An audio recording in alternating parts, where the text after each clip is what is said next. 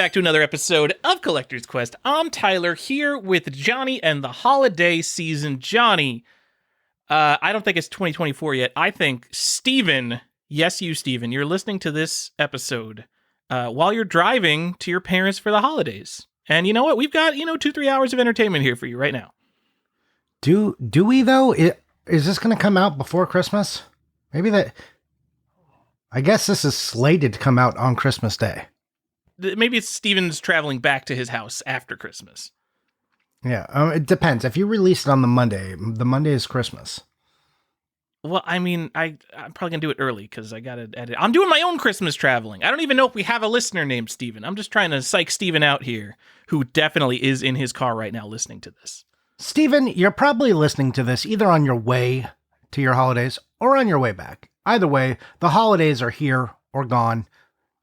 And we are talking about, not the holidays though, Tyler. We're doing the big end of year wrap up because, no one wants to hear an end of year wrap up show in the middle of January. They've moved on.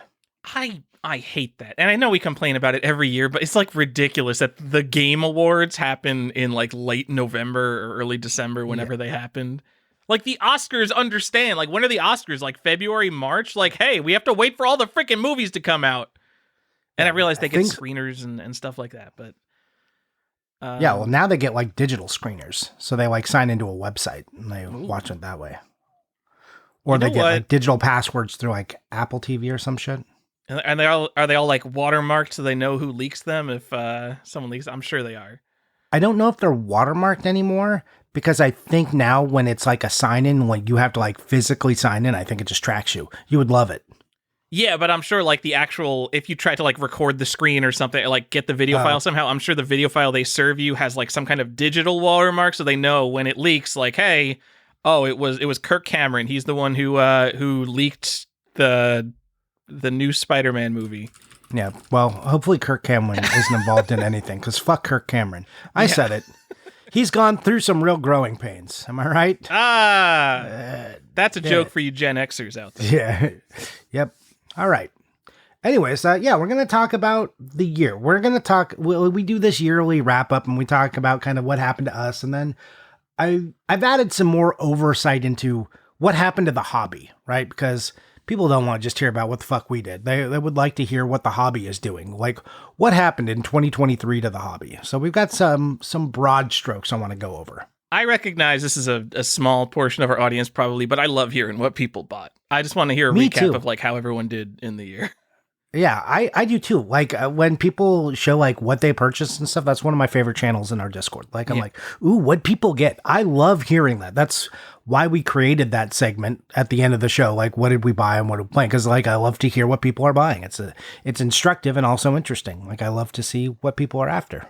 I'm sure everyone's already doing this on Instagram and posting like their best stuff they got over the year. So go ahead and like post that stuff on Discord so I can see it too, because I'm not on Instagram. Your top 9. Or whatever. Is that still a thing? I don't know.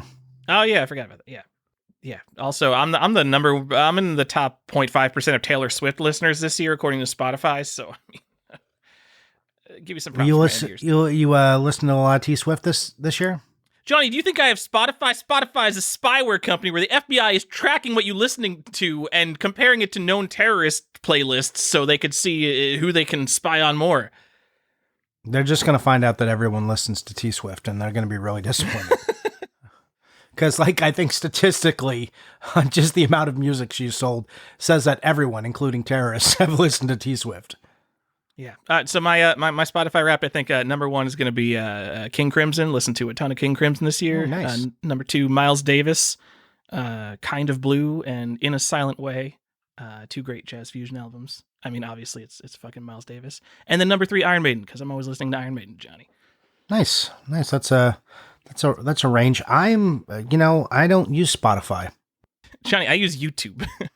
Yeah, no, I won't have any wrap-ups. I don't, I listen to what's ever in my iTunes, and then I'm buying all these dumb horror records, and I listen to them. And it's great, because I've always liked classical music, and now it's just like, weird classical scores. Cool. I mean, yeah, you're listening to records, so you know the audio quality is terrible because records are terrible. But yeah, that's fine. The physical medium though is fun. in like high school and college, I was always so worried about like the best headphones, the best speakers. One of the first things I got when I got a real job, I got these giant speakers and a giant subwoofer because I thought like sound quality was the most important thing in the world. And now since I have a YouTube Premium subscription and it just has like every song on it anyway, I listen to 99% of my music on YouTube. Just like, whatever. Don't care how compressed this is. It sounds fine. Like, what do you got? Like, do we really think it's that bad listening through YouTube? Like, come on. Tyler, I have bad ears, right? My ears were messed up as a child. So I'm not like, I want to have directional audio for like my movies. So like I have a system for that, but I don't want like, it doesn't need to be like, oh, well, this all needs to be lossless audio or I'm out. I'm way more into visual fidelity than audio fidelity. I mean, I'm a podcaster. I got to say I'm into audio fidelity, but as we record this, are we pumping this out in 7.2, Tyler, to all of our listeners? Maybe Dolby Atmos? I don't like surround sound. We're getting off topic already. I think 2.1 is superior to surround sound because surround sound, I don't notice it for 99% of the movie, and then someone opens a door behind me, or there's like someone snaps a twig behind me, and then I look behind me. I'm like, what's happening? Oh, it was just the surround sound. That happens all the time to me. We're like, okay, there's a spaceship flying overhead. And, I heard a little bit behind me. Oh, wow, I was so excited. Have you experienced any like the real like Atmos systems where like the sound can basically come from anywhere and it feels great? I don't care. It's really cool. I like it a lot. And then like if you have like 2 home pods, you can get like spatial audio and that feels really cool too. I like those. I like these things. I love gimmicks though. I'm the guy who bought a 3D TV, Tyler. You don't have a VR headset though, so you've. I do have a PSVR, the original one, and I hated it. I hated it because my neck hurt from the 400 pounds of wires dragging my ass down. I'm waiting for it to be good. I know. Yeah. We need early adopters to actually pump money into this for it to be good, but like I'm not early adopted. I'm not buying a Steam Deck. I'll buy the next Steam Deck. They just made the screen amazing. The next one's going to have a spec bump. I'm going to get that Steam Deck. I know it's not going to be for like another year and a half now, but I got patience. I haven't even bought. I've been relatively good at not just buying every new shiny thing I see. I haven't bought the analog TurboGrafx, and I haven't bought the analog Pocket. Look at me, not buying FPGA consoles. I'm probably gonna play for like 5 hours each. Pretty good, nice. I did not buy any of those because I don't care. You know me. But Johnny, what if? So the FOMO thing with the TurboGrafx is like, in 10 years, like no one's gonna care about TurboGrafx. Like, what the hell is TurboGrafx is already who cares about TurboGrafx, and like in 10 years, like it's gonna be beyond that. It's gonna be like a checklist item for the people working on these emulation projects. Like, oh yeah, this was also a console.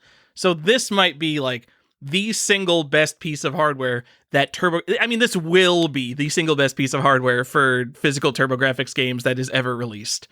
And like, what is it? $200? Like it'll probably be more in the future, but like, also, do I care? And I don't care. It sounds a little bit like you care. I mean, I've got an RGB modded PC Engine Duo. It's one of the I've got like 5-ish consoles that are always hooked up, and that's one of them. So I'm not too worried about it. Okay, nice. Have we did our off topic thing enough? Do we want to? Sure, we've done the off topic thing enough. Tyler, I want to know, just if you can tell me briefly, how many things did you buy this year? By things, I mean games. That's what we do. Like, we'll just get right into it. Like, we always talk about how we need to buy less games. Fewer. We say that every year, and I think we've been moderately successful on that. But we've still always been over 365. Did you get under 365 games this year? Oh, yeah, I did. Absolutely. I didn't spend less, I don't think, but I definitely consolidated my purchases into much more targeted things. As targeted as you can get when you're buying as many games as we do. Adding it up, I bought around 170 games this year, which is, I realize, a game every other day. But look at like 4 years ago, like we're talking like 500 games. Like I probably bought 500 games 4 years ago because that was like when I was working on like Xbox sets and Wii sets, and I was buying like all the good PlayStation games I thought I didn't have. And I've cut out all of the go on eBay and find good games for $12 and click buy it now. Like all of that's gone now. And I bought around 170 games. I tracked it to around 100 games from Yahoo Japan, 50 from eBay. And out of those 50 eBay, probably 2/3 of that is just variant hunting Super Mario Bros. Carts. So like that almost doesn't even count. That's like a separate project. And then 20 on Heritage Auctions, which is like by far the most I've ever bought from Heritage Auctions. Gross. But they had like about half of that, more than half of that was they had a Japanese sale, and Japanese games are relatively cheap. And they're one of the main things I collect, and I ended up buying a lot from there. I got a Radiant Silvergun from there, which is one of my favorite shooters. I've had RadiantSilvergun.com for probably 15 years, and I've never done anything with it, so now I just changed it to a picture of my sealed copy of Radiant Silvergun. Nice. So now you have 2 copies of Radiant Silvergun? I've got my complete in box copy that I've always had, and then I have a sealed one, yeah. So you're going to sell that CIB one because you don't need it now, right? Oh no, I need that one to play it. Oh, okay. And then like Yahoo have been all over the place. I'm buying a lot of computer games and then filling in some Famicom holes. Yeah, you've been around the world from London to the Bay. That's it. Yeah. A lot of computer games, a few PlayStation games, and Famicom games. That's really what I'm buying from Japan. Shout out to like the 3 people who are going to get that reference. I didn't get the reference. I know you didn't get the reference. That reference was for the audience. It definitely was not for you. Okay. How many games did you buy, Johnny? Did you beat me with my 170? No, you got me beat. I have you beat. I bought about 220. And partially because we did that Japanese exercise where I just bought like a bunch of Japanese games just to see what it was like. I like set a price threshold and was like, I'm going to go spend money. So that wound up being, there was a few targeted ones in there, but I wound up getting about 60 games during that whole thing. And then I got some games from, platform agnostic, that's, for the Lost Joystick Network podcast. So I got some stuff from here. I'm lumping that all into a Japan buy of around 60 games. So that happened, which kind of pumped my total. I got around 120 from eBay, 11 from Amazon, and 28 from Best Buy. These Amazon and the Best Buy ones, those are like Switch games. So those are either games I was, some Switch and like modern console stuff. So stuff I'm going to play, or maybe they were like Halloween themed games and I'm just buying them to get them out of the way. Some were like for my son, or just like, oh, it's Nintendo first party stuff. So yeah, I got, around 40-ish games from like big box stores, Amazon, Best Buy. That's like modern stuff. And eBay, I got around 120, like I said. So better, it still puts me at around 220 games. And I think that total will be less next year. And my total is definitely way less, but I also spent my collecting money on other stuff. I didn't have a lot of huge ticket items like you did this year. I'm knocking out those wants, Johnny. Also, yes. I forgot, I guess I bought Tears of the Kingdom and Super Mario Wonder. I think those might be the only 2 like new big box store games I bought this year. Yeah. You got me beat, but we're both on the downward trend, yes, which is good. I think, Johnny, do you need 40 new in-box games every year from like big box stores? I don't. Like I said, a lot of those were like Halloween collection stuff, but no, I don't. And like 5 were for my son. Dude, I bought like Paw Patrol and Bluey and stuff, like just awful games.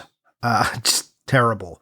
I have been better about that. So, and more of that stuff was bought at the beginning of the year. Big lull in the middle, and then I had like a spike when we start to get like the Halloween, you know how I go. I go crazy with the Halloween stuff. Yeah. I think this was probably my best year. So I took a break in like 2012, came back in 2016, and started going really heavy into everything sets a lot. I think my best year has probably been 2020, because that's when I really started FOMOing. So I switched from sets to like getting all the good stuff that I actually liked. And I just FOMO'd into everything in 2020. That was probably my best year in collecting in terms of quality. This might be my second best year. I really knocked out a lot of goals, and I really did not buy a lot of garbage. Like, you cut out all the stupid Mario Karts I bought. Like, I bought, 100 games that really matter this year. And I feel like that's pretty focused considering how insane both of us normally are. Yeah. Like, I mean, when there's been a year where I think I've bought like 1,000 games or something, and then this feels pretty good. There was one GameStop sale on Wii games, and I bought more Wii games in that one sale than I bought games this entire year. Yeah, same. That sale was crazy though. $250 for over 900 games were $250 each. It was like 4 for $10 on 900 games. I think we both focused on getting some wants and good stuff. Like I said, nothing I bought was outrageously priced, but like I feel pretty good about where the purchases are going. Mainly, like I feel good. It's not like for quality, I'm judging it a little differently, right? If you were like looking at an average collection being like, Johnny, did you get a bunch of quality collecting games? Did you buy like your big Marios? I didn't knock out anything like that really, but I did add a bunch of stuff to the Halloween collection, obscure, weird stuff that made me like feel like the Halloween collection is really cool now. Like it was already pretty good, but now like I added Halloween and Texas Chainsaw Massacre to it. Like that's pretty cool. Fucking, I added all that weird Japanese horror stuff that no one's heard of. Like I feel good about a lot of that stuff. So I feel like the direction of the Halloween collection is the quality of it has improved vastly. Did you get Rusty for the PC 98, the Castlevania clone where you play as a dominatrix? No, still no. God, I really want Rusty. I still want it. Still on the list. Every year you're going to ask me this question, and every year the answer is probably going to be it should be moving up that priority list for you. Although I realize you probably just can't find one for sale. Yeah, like if it came up for sale and it was like $3,000, then it's like, well, maybe I can't buy it. But there hasn't even been one for me to consider whether I should be trying to purchase it. So sad. I'm sorry. Sorry for bringing it's this okay. up. Anyways, let's look at like we just talked about what we did, but I want to take a kind of wide view on like 2023 as a collector and what will we remember. Johnny, RGT 85 quit video game collecting. That's interesting because I think he also did that in 2022, in 2021, in 2020. No, I just Johnny, those resellers, those prices. Okay, so if you don't know who this is a popular retro game, or I guess just video game popular YouTuber who frequently posts about quitting video game collecting. He's got the dumbest face in the world. That's a very rude thing. I would never say that about anyone. Look, if you put YouTube face up there at the frequency he does, if I have to stare at your stupid face that often, because even though I put dislike this channel, do not recommend, if I have to see it, Tyler, I'm going to say he's got a dumb face. And if he wants to come at me for that, that's fine. Stop making your face look so fucking stupid in all of your giant thumbnails, and I won't have to say it. I keep up with a lot of these, I don't know how to say, mainstream game collecting complainers. like Reddit game collecting is kind of the epicenter of that. There's a YouTuber called Heckin' Steve where his main content is complaining about video game resellers. I think it's really funny. I keep up with that too. Of all the years to complain about like the state of game prices and resellers ruining everything for everyone, this has been such a low key ho hum year for game prices. Like, what about 2023 is the straw that broke the camel's back? If anything, like prices have been flat. And like if you have like specific areas, like sure some prices have gone up, but in a lot of places prices are flat or slightly down. So what are we complaining about in 2023? We're complaining about Gerard the Completionist. I think that's what we're complaining about now. Oh, okay, Johnny. This won't even be topical. No one's going to remember what this is in a week. I know. But about 400. Well, it just goes into a wider problem I have with content lately. Is one, everybody just eats everybody's content, and so it just becomes the same video with the same weak ass takes over and over and over again, and like zero research. It's just trash content. It's all trash filler content. People just like they might as well just be the Associated Press with zero checks, like. And spamming it out into YouTube. It's garbage. I hate content this year. This year is the year of garbage content, 100%. I know it's never been great before, but this year YouTube has really found a way. It's content creators. I'm using that in the loosest possible sense of the word. really low quality. Bad, Tyler. It's been bad. I'm sorry for all you content creators out there, including Do us better. who make YouTube and podcast content. Like what? Well, I'm saying we're talking about aggregates here. I thought we had some like really good episodes, but I'm talking about YouTube as a general thing. You haven't found the content to be like super repetitive and like everybody just eating each other's lunch. I mean, I don't really follow places. Like everything I watch on YouTube is like really niche and non-corporate, if I say a word, like really one guy kind of stuff. It's no more garbage than it always is. I don't follow any like game content on YouTube because yeah. Well, you just said you fucking keep track of RG85. RGP. No, I was I see people like posting about him, like memeing on him for quitting game collecting. I don't follow RGT85.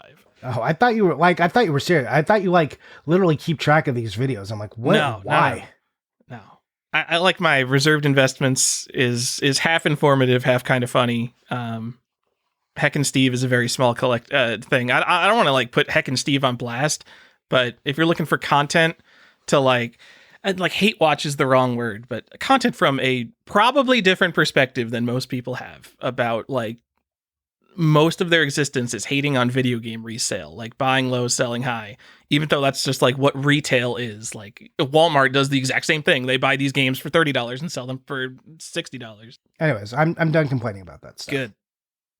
Yeah, this year's been ho-hum. I think it was like a hold your breath kind of year to see if like was 2022 an anomaly or are prices actually flattening out, and this was the release breath year of like, oh yeah, things are pretty good. We've spiked in 2021. Things were like absolutely nuts.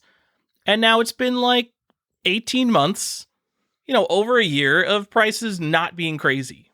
And I realize that we're way higher than we were in like 2019, but it's not like we're not even on like a gradual increase anymore. Like we're pretty flat and everyone's just kind of chilling out, I think.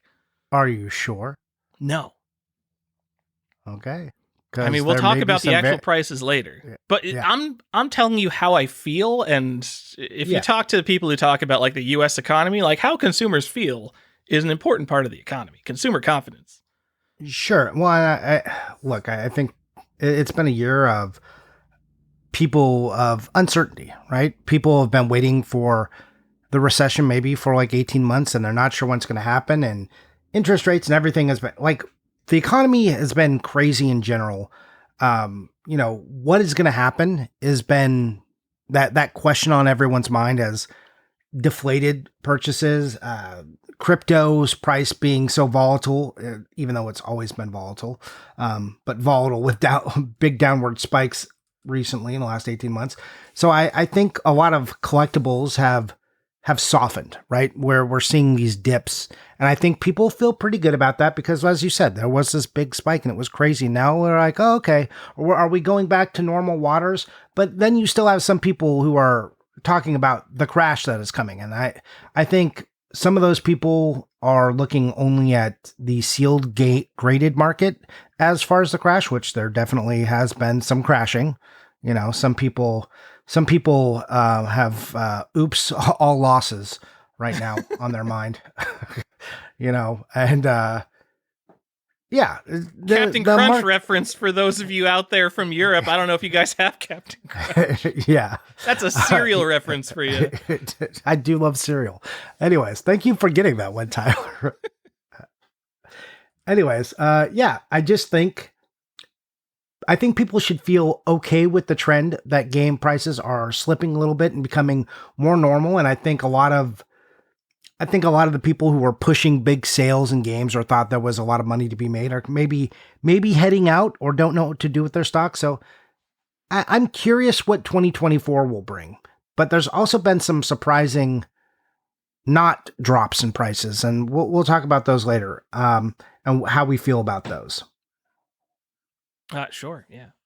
I think, I don't think this will be a very memorable year in the annals of game collecting, at least in terms of prices or interesting kind of trends, just because I think it is very much an uncertain cooling off type year. I don't think everything's gone to zero. There has been Carl Jobst made a video recently, like a month ago. It had a chart going down and it said like 97% loss retro gaming market has crashed. And I'm sure you could find like some like sealed game that sold in July 2021 that literally has crashed 97%. But for the most part, I think most things it doesn't feel like everything has crashed to zero. Maybe if you're in like the sealed market, it feels like everything has crashed to zero. But even then, I still see like, oh, okay, that's still like $8,000 for a video game. Yeah. Depends where you bought in at, right? Like if you bought in at the spike, then you're feeling a lot less than people who got in early. Even though all those people are feeling bad because they're like, I should have sold instead of being so greedy and waiting for the ultra mega spike that had already happened. But I thought there's no one in the sealed game market, I think, who didn't sell something in 2021 and make some stupid amount of money. Yeah. Anyways, but like I will also remind people that Carl's job is YouTube. It is to make money, and it is to get people to click as fast as they can. So he will have to do things and say stupid things that are incendiary, right? Like that's the nature of clickbait. Like he has to come out and like say something wild. The take has to be as hot as it can be to get people to click. So, as with all YouTube videos, so people look, I feel bad for full-time YouTubers. It's a hard world out there. And there's a lot of people fighting to get those views. So, they're saying, they'll say whatever to get you to click in. Not that that's great, but that's just the nature of what they're fighting against. Not that I'm like forgiving Carl Jobs because fuck that guy forever. I forgive Carl Jobs. I know you do. You're an apologist for that guy. Anything else happening in 2023 that you're really feeling, Johnny? No, I think just, like I said, mainly uncertainty, the cooling, as you said, the mild cooling of video games, and not just video games. I think, because I dabble in a lot of dumb collectibles. I think there's been a softening everywhere. I think a lot of mass-produced dumb shit, people are making less of that. I think people's idea that everything is always going to go up forever is, has crashed about their ears, Johnny, people look at those Bitcoin trends. Bitcoin never goes down except when it goes down, but then it always goes back up. So I haven't looked at Bitcoin in the last couple of months. Is it back up again? It's going back up, but I don't know. Okay. I don't have Bitcoin, full disclosure. I'm just memeing.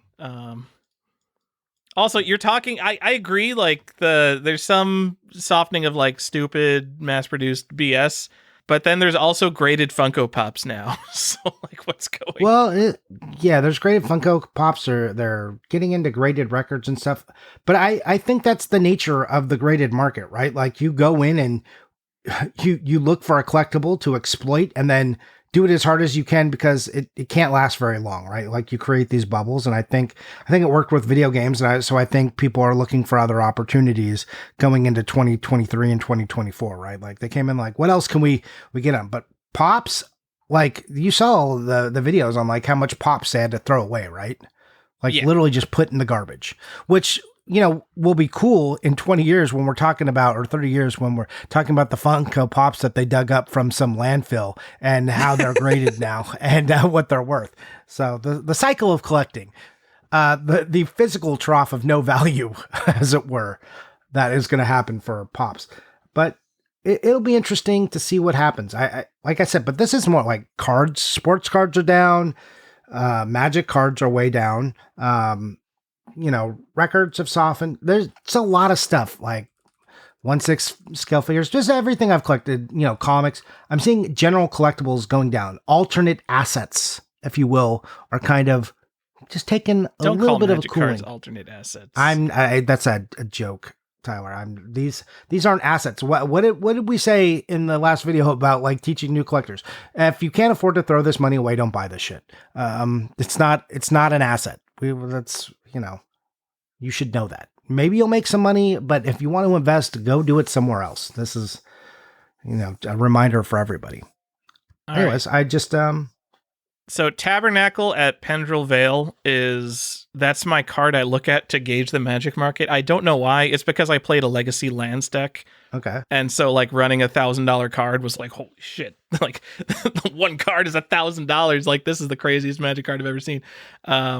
Start of the year at 45 $500 and it's down to $3,700. So you know what? The Magic card market actually is going down, Johnny. Yes, it is. Cool. Tyler, this is your reminder to cut all pure. of this. Yeah, no one's going to care about this. This is us just talking. Now, Johnny, what's the best trend? What's the best and worst trend of the year? Is the best just prices? The FOMO's gone? Yeah. Yes. I think FOMO is leaking out. I think, the best trend for me has looked, and this is just for me personally, I think like all these limited retailers that, these boutique publishers that aren't actually boutique because they are just the number one publisher for all these systems. The stuff they're putting out has not been that appealing.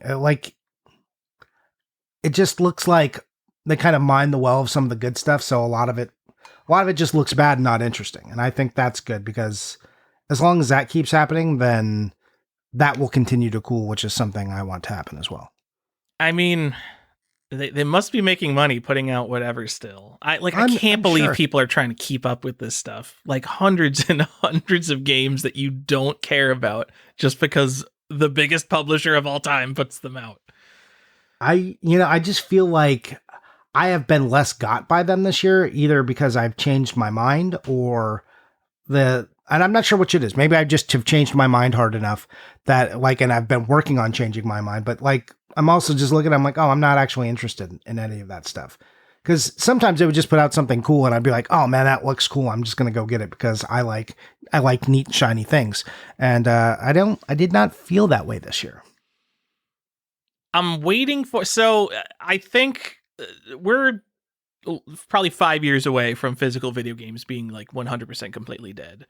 And after that, I think it's going to be niche boutique releases, and then we're probably going to see a lot of re-releases just because that's the way we do things in video games. And it's not going to be limited run games. Just definitely not going to be limited run games. It's not going to be any of these boutique companies that are trying to compete with limited run games, and they just snap up whenever they can, and they're like, oh, we could put out 1,000 of this.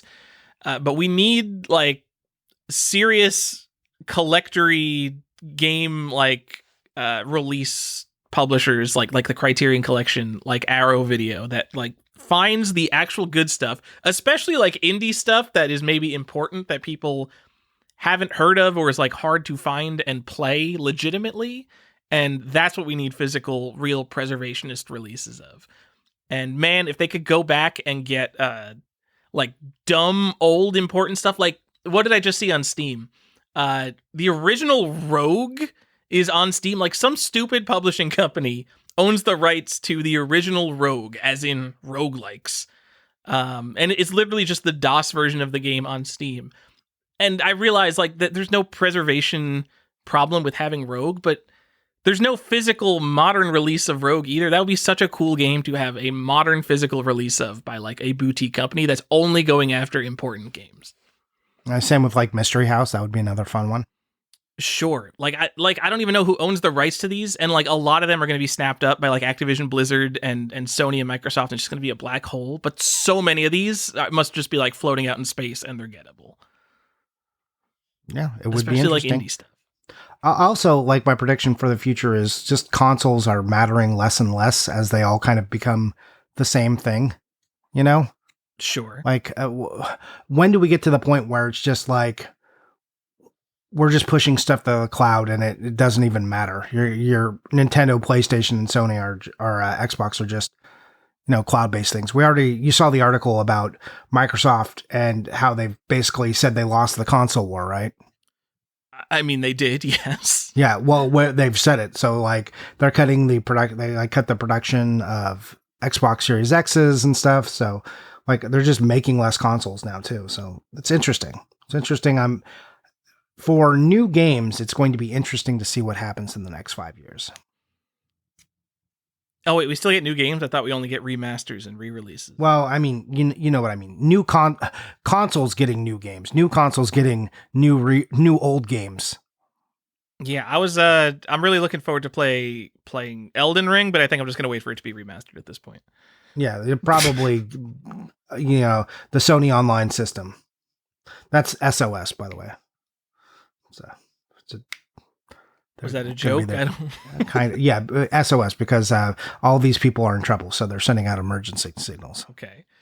They're sending out an SOS. Yeah. They're sending out an SOS. Don't do that. I got another Gen X joke in. All right. You're doing it. Well, what do you think? What are your trends? You got anything you want to bring up, or you on board with that?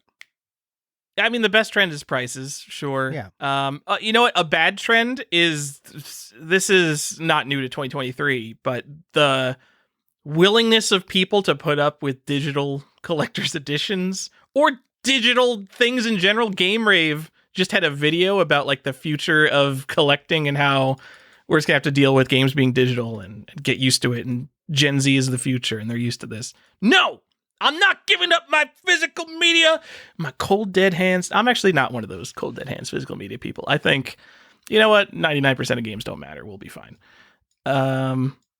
But the Baldur's Gate 3 collector's edition, Johnny, I hate it. I hate it. I hate it because like it's winning all these Game of the Year awards, a super important game, and there's no physical copy on PC. Two of the best games of the year, Baldur's Gate 3 and Alan Wake 2, and I cannot own them, which is driving me crazy because one, I'm a big Alan Wake fan. You know this. I've talked about this on the show since the show basically started.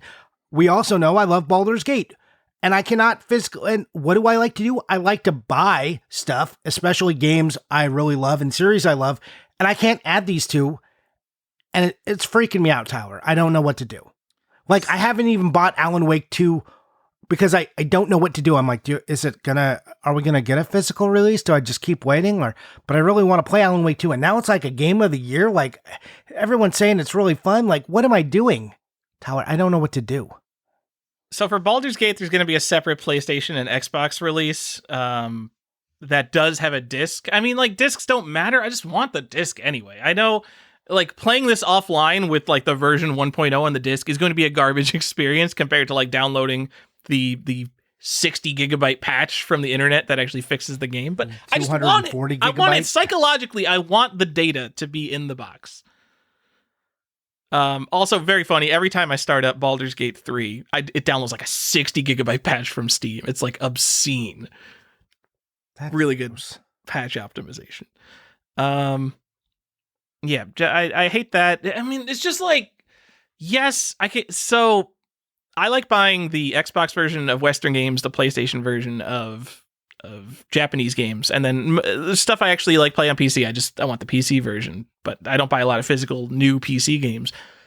But Johnny, Baldur's Gate, it's like such a PC franchise. It's a point and click like CRPG series, like a pillar of CRPGs. I want the PC version. I don't want the stupid Xbox version. And then like Xbox, you just talked about it. Xbox is like dead. Like, I have never met an Xbox Series X collector ever. Shout out if I saw there's actually one guy on Reddit Game Collecting who's like an Xbox collector. He had just like this room decked out in Xbox stuff, and I'm pretty sure there was Xbox Series X there. Like, shout out to that guy for being the one Xbox Series X collector. But no one's collecting Xbox. Like, you look at these limited print companies, they only make Switch and PlayStation releases because who the hell would buy the Xbox release? I don't want to buy Baldur's Gate on Xbox. I don't want to buy it on PlayStation because it feels like I'm buying it on the wrong console because it's a Western game, but it's a European dev, but whatever. It's not Japanese.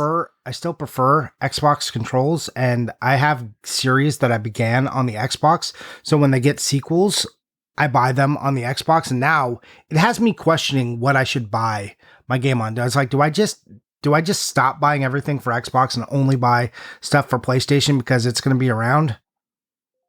Like, aside from Nintendo stuff, obviously. I feel like that might be the right choice. You could just stop buying games and get through your backlog. Oh, Tyler, don't be stupid. I've been playing for the past week. I'm playing just like a bunch of Minecraft. And like every time I boot that game up, I'm like, I could probably just never play games again. And I could probably just play Minecraft and I would be fine. And like you look at YouTube and like there's people who've just been playing Minecraft for 15 years. It's like, yeah, you could probably just play this forever. And they're just doing fine. They're fine. They're having way more fun than you guys are like stressing about your backlog. You're like, oh, I never beat Final Fantasy 2. I got to schedule 40 hours of my life to get through that game. And people are just like chilling out in Minecraft for 15 years, like working on worlds, building new worlds, building adventure maps, like whatever they're doing, having fun, doing speed runs. And you're like, oh God, I never played Persona 3 and that game's like 110 hours. You just don't have to worry about it. Just chill out and play the game you like. I'm just going to say a trend that I would love to see die, and I'm not sure what the state of this trend is but people complaining about their backlog. Ooh, good trend to kill. There's a video game Sage thread every year about making a backlog and then getting through it. And like, as much as I'd like to participate in something like that, like I don't want to come up with a list in January and then feel like I have to stick to that list for the whole year. And like, this is my job to play these games. I hate backlogs so much. Getting rid of my backlog, one of the most fun things I ever did. Yeah, I just play whatever I think is the most fun now. Yep. It's also nice to not worry about like when new games come out, like feeling the stress of, hey, everyone's playing it, so I got to play it. Like I just want to play with what my friends are playing, and so we can talk about it whenever they're playing it. Doesn't matter. I don't like, this is fake stress that we throw into our lives that we don't need. And the backlog is a big part of that. You don't need that. And it's a big reason that movies are a better medium than video games, Johnny. And also why movie awards make a lot more sense than video game awards. Because you know what? Whoever the hell voted on the video game awards, I realize it's like a group of like developers and people. They did not play every video game that came out in 2023 because it's impossible. Like Baldur's Gate 3, that's like 100 or 200 hours alone. Like that's one RPG and it's enormous. And yes, you could play for like 20 hours and get the idea, but then you're not rating the game. I realize that's what like a lot of maybe websites do. I know game journalism is a sham anyway, but I know there have been journalistic reviews of games where they did not complete the game and they still reviewed it, which is bananas. But you just can't do it. Like a game like Dave the Diver, I have no idea what that game is, but I know it's expansive. And even if you just like beeline through the story, I feel like that's not understanding the full depth of a game like that. So all these awards are a sham. And movies are great because you know what? If there are 50 great movies that came out in a year, you could watch all of them. It's no problem. Yeah. That's watching 50 great movies is less than Baldur's Gate 3. Perfect medium. That's good. Look, movies are good. I enjoy movies. And it's not like if you're playing games, you're not watching movies. So just, things take a lot of time, Tyler, and time is very limited. So just, remove things that artificially steal your time.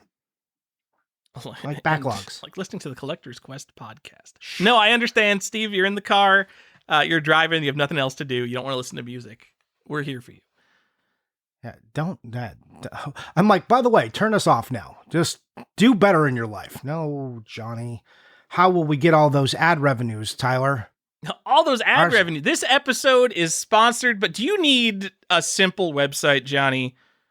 Are you looking for a mobile game where we can give you 200,000 premium currency and a net, the special princess hero, only available December 2023? Let me tell you about Raid Shadow Legends. Hello, you absolute legend. Stop it. All right, I already touched on this, but the other worst trend of 2023 is people still complaining about prices. And I'm calling you out, Reddit game collecting. This has been... Hold on. Nothing's going up. I mean, something's going up, but like, it's been fine. It's been fine. I would like to petition for Reddit game collecting just to be called Reddit gaming people, because they're not collectors. They're just people who've bought games and never got rid of them. I mean, they're trash people. Stop calling people trash, but people need to accept that if you're collecting things, like the purpose of collecting is like acquisition, and it's like acquisition. It's not using the thing. If you collect stamps, you're not licking stamps and putting them on envelopes. You are just appreciating the stamps. If you have a shelf of even 150, if you have 75 PlayStation 2 games, you're not playing them all. You're not playing through 75 PlayStation 2 games. Yeah. If you're a PlayStation 2 guy, yes. you could play through the 75 PlayStation 2 games. But if you are doing that and continuing to buy more games while you're playing through those 75, you'll never play through all your games. It's just not a thing. It's let's expose this argument even harder. Oh, you're not collectors, you should be playing games. Oh, you bought it just to play it, so that means immediately after you finished it you got rid of it? Oh no, I might come back to it one day. Oh, you mean like some fucking weird collector, you're just keeping it on the shelf there waiting for that mythical one day, though you've kept buying games? Knock it off. This is a wake-up call to all the game collectors out there. That one day will never come. Yeah. There is no one day. Whatever you play, like how you play games now is probably how you're going to be playing games for a while. So if you don't play those games you buy and put on the shelf, you're probably not going to play those games you put on the shelf. Hey, it's 2024. It's time to accept that you have 4 games that are comfort games. Those are the actual games you're going to replay. Everything else that you think might happen, maybe one breaks in every 10 years. But guess what, guys? All those ones you think, oh, I'm going to get back to those. You're not. Let it go. And be fine with them just being on yourself, or get rid of them if you can't do that. But whatever you're doing, and this is for anyone on Reddit, just leave Reddit. It's a trash fire, and you're a trash person if you're sitting there. Get off of Reddit, especially subreddits like game collecting. Fuck Reddit. Goddamn trash people. Blech. All I know is that, in the Reddit and the subreddit for game collecting, they are definitely watching RGT 85. 100%. I mean, they are. But trash. Maybe get off Reddit because it's a trash platform. It's a stupid AI spyware platform, and it ruined what it was 15 years ago. It used to be like the good version of Dig, and now it's just like it just turned into every other social media site. And I hate that it's like the default place to make a community. And I realize there's value in that. It's not even a community. You can't make a community in Reddit. No. I mean, like game collecting is not a community. It's just people being like, oh, I bought $400 of games for $75. How did I do? Well, I think you did $325 better than you bought them for. Wow, what a great post. Can you rate my haul, Tyler? Can you rate it, please? How'd I do, guys? Look at how well I keep doing. But don't sell games for money, because that's evil. Shut the fuck up. Also, please stop calling things evil. Jesus Christ. Be an adult. Nah, Reddit's evil. Google's evil. Discord's evil. Look, Google might actually be evil. That's like, if you say, oh, Google's evil and insurance is evil. Like, okay, but you're like, game collecting is evil. Like, just, come on. Stop making words mean less. I mean, yeah. I feel very complainy this episode. I'm like going into 2024 disliking everybody, and I was in a really good mood when we started this. No, you complain every episode. Don't worry about it. Oh, okay, sweet. Hey guys, I'm still here. All right, Johnny, let's go back into bragging about our own stuff. Oh, no. Well, yeah, let's do that. Yeah, it's weird. Maybe we should. Did we just do this to break it up? I think maybe this should have been. Yeah, I was thinking about moving it, but then I'm like, I don't know. Let's break it up. Why not? Okay, yeah, break it up. All right. Anyways, yeah, let's get these not so humble brags out of the way. Tyler, please tell me your best purchases of the year. Johnny, I got Famicom Golf Championship Course, a video game no one's ever heard of. But it was the first place prize, or the top 100 prize for Nintendo's first video game contest, which was a Famicom Golf Japan course contest in Japan, where people had to fax their scores in from Famicom Disk System stations. And then I think there were 10,000 random prizes. And then the top 100 got this game, which is a unique course of Famicom Golf. It's very difficult, and the discs were personalized with the winner's name. And it's maybe the rarest Nintendo game, depending on how you track things, because they only made 100 copies. It's a golf game. It's technically a Mario game, too, because Mario is playing golf in this course. And it's the first Nintendo contest prize. So I think it's very, very cool. And, like, also no one cares about it. It's kind of you could put it in between a Nintendo World Championships and a Stadium Events of Japan. There's also there's even rarer stuff than this. I realize there's only 100 of these, but there's rarer stuff in Japan, even on just Famicom, because Japan loves their super rare promo giveaways. But to me, this was the best thing. I love it so much. It is by far the most expensive video game I've ever purchased. And like you said, very rare. It's a wonderful piece of history you got to pick up, and it had been on your list for a little while. Yeah. I got my Matt Super Mario Brothers and a manual for it. The Holy first print shit! manual. You're just look at all these big things you're just Look picking at up. me. Yeah. I think it was shot by a BB gun multiple times. It might be the worst Matt Super Mario Brothers that has an intact hang tab. I really wanted the intact hang tab because, like, once you see the hang tab ripped off, it's like, oh, forget this game. This is garbage. Shot by a BB gun? Totally fine. I think it's a funny story, at the very least. It is. It has a lot of character. PC 88, I got Donkey Kong 3 Great Counterattack, Johnny. This is Hudson Soft put out a bunch of Nintendo PC games. A lot of them were ports of Famicom games like Excitebike or Balloon Fight. Donkey Kong 3 Great Counterattack is the sequel to Donkey Kong 3, very rare and obscure video game. I just want it because it's, a very rare Nintendo game. I like my very rare Nintendo games. I used to be a guy who was into very rare games. Now I'm into very rare Nintendo games. Is this does this feature Stanley? It sure does. That's a Stanley game. Otherwise, my top 3 would all be like some of the rarest Mario games ever. But nope, this is a Stanley game.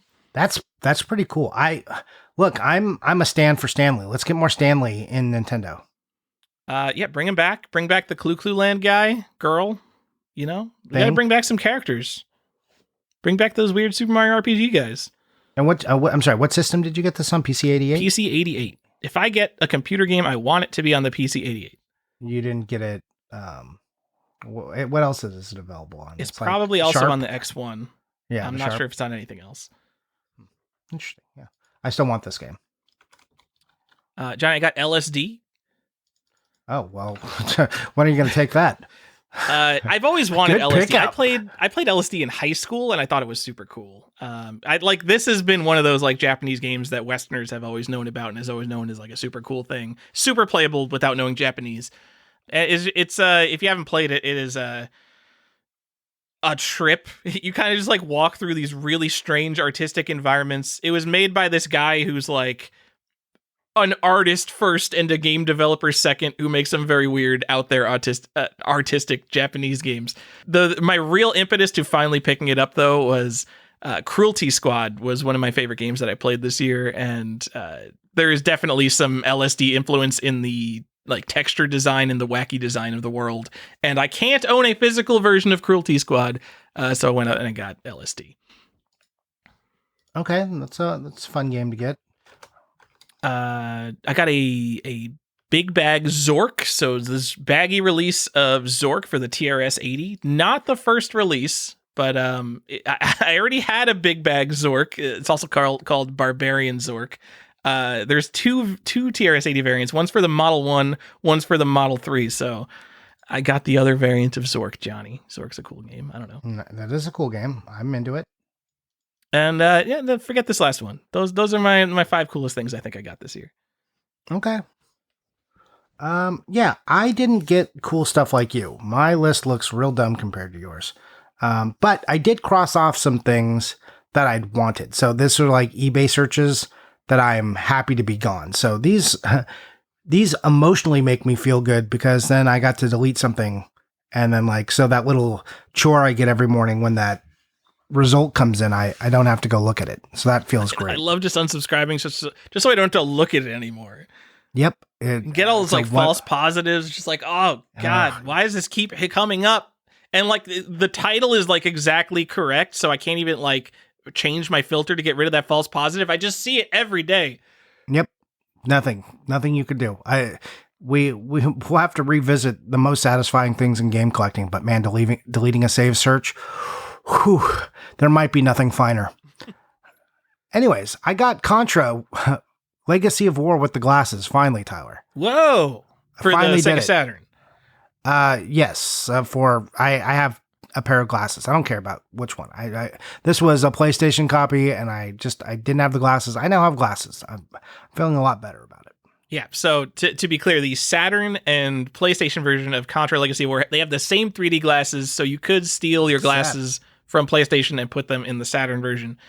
The only difference is the PlayStation ones are folded in the middle, so you could tell that you did that, but who cares? It's the same object. Yeah, it is absolutely the same. Oh no, those are the fold versions, so those don't count. I could see people complaining about that, even though there's like literally a spot to fold them. So someone who bought the Saturn version could have just got it and then folded it up across the middle. Yep. But I did the same thing, Johnny. I also got these glasses, and then I opened up my Contra Legacy of War, and it turned out I already had the 3D glasses. They were just hidden in the manual. You were so dumb. So one of the other thing I did, and this is like, I'm just going to use a kind of placeholder, but I bought a lot of manuals and like little maps and posters that I wanted that like I didn't have, like to go along with like this idea of these glasses. And those, it feels good to get those things off the list, because it's like, man, when am I gonna buy these things? And I crossed a bunch out for the Super Nintendo, so that felt really good. You have all this stuff tracked. And I'm like the Reddit guys who say I'm going to get around to all these video games one day. I've been moving stuff around, and I have a box full of like good manuals and inserts, like all those the variants of like that Game Boy insert. I bought tons of those. I have dozens and dozens of that Game Boy like warranty insert, because there's so many variants of those. There's like -1, -2, -3, -4 up to like -11, -12, -13. I just have tons of those. And then I've got like all these posters and Nintendo Power inserts and registration cards. Johnny, when's the one day that I'm actually going to like go through and figure out what goes with what? Maybe it's this year. I don't think it is. So I think what I'm doing, I'm waiting for like someone to figure all out, like a Joe type person to like make the list of what goes with what, so I could actually like go and figure out where all this goes. Because I don't want to do the research of like going through eBay and figuring out what goes with what. I already have to like put these all in games somewhere. So I think I'm just gonna... OGB CIB has a really good list. Corey's list is really good. And he does all the inserts too. Yeah, he does.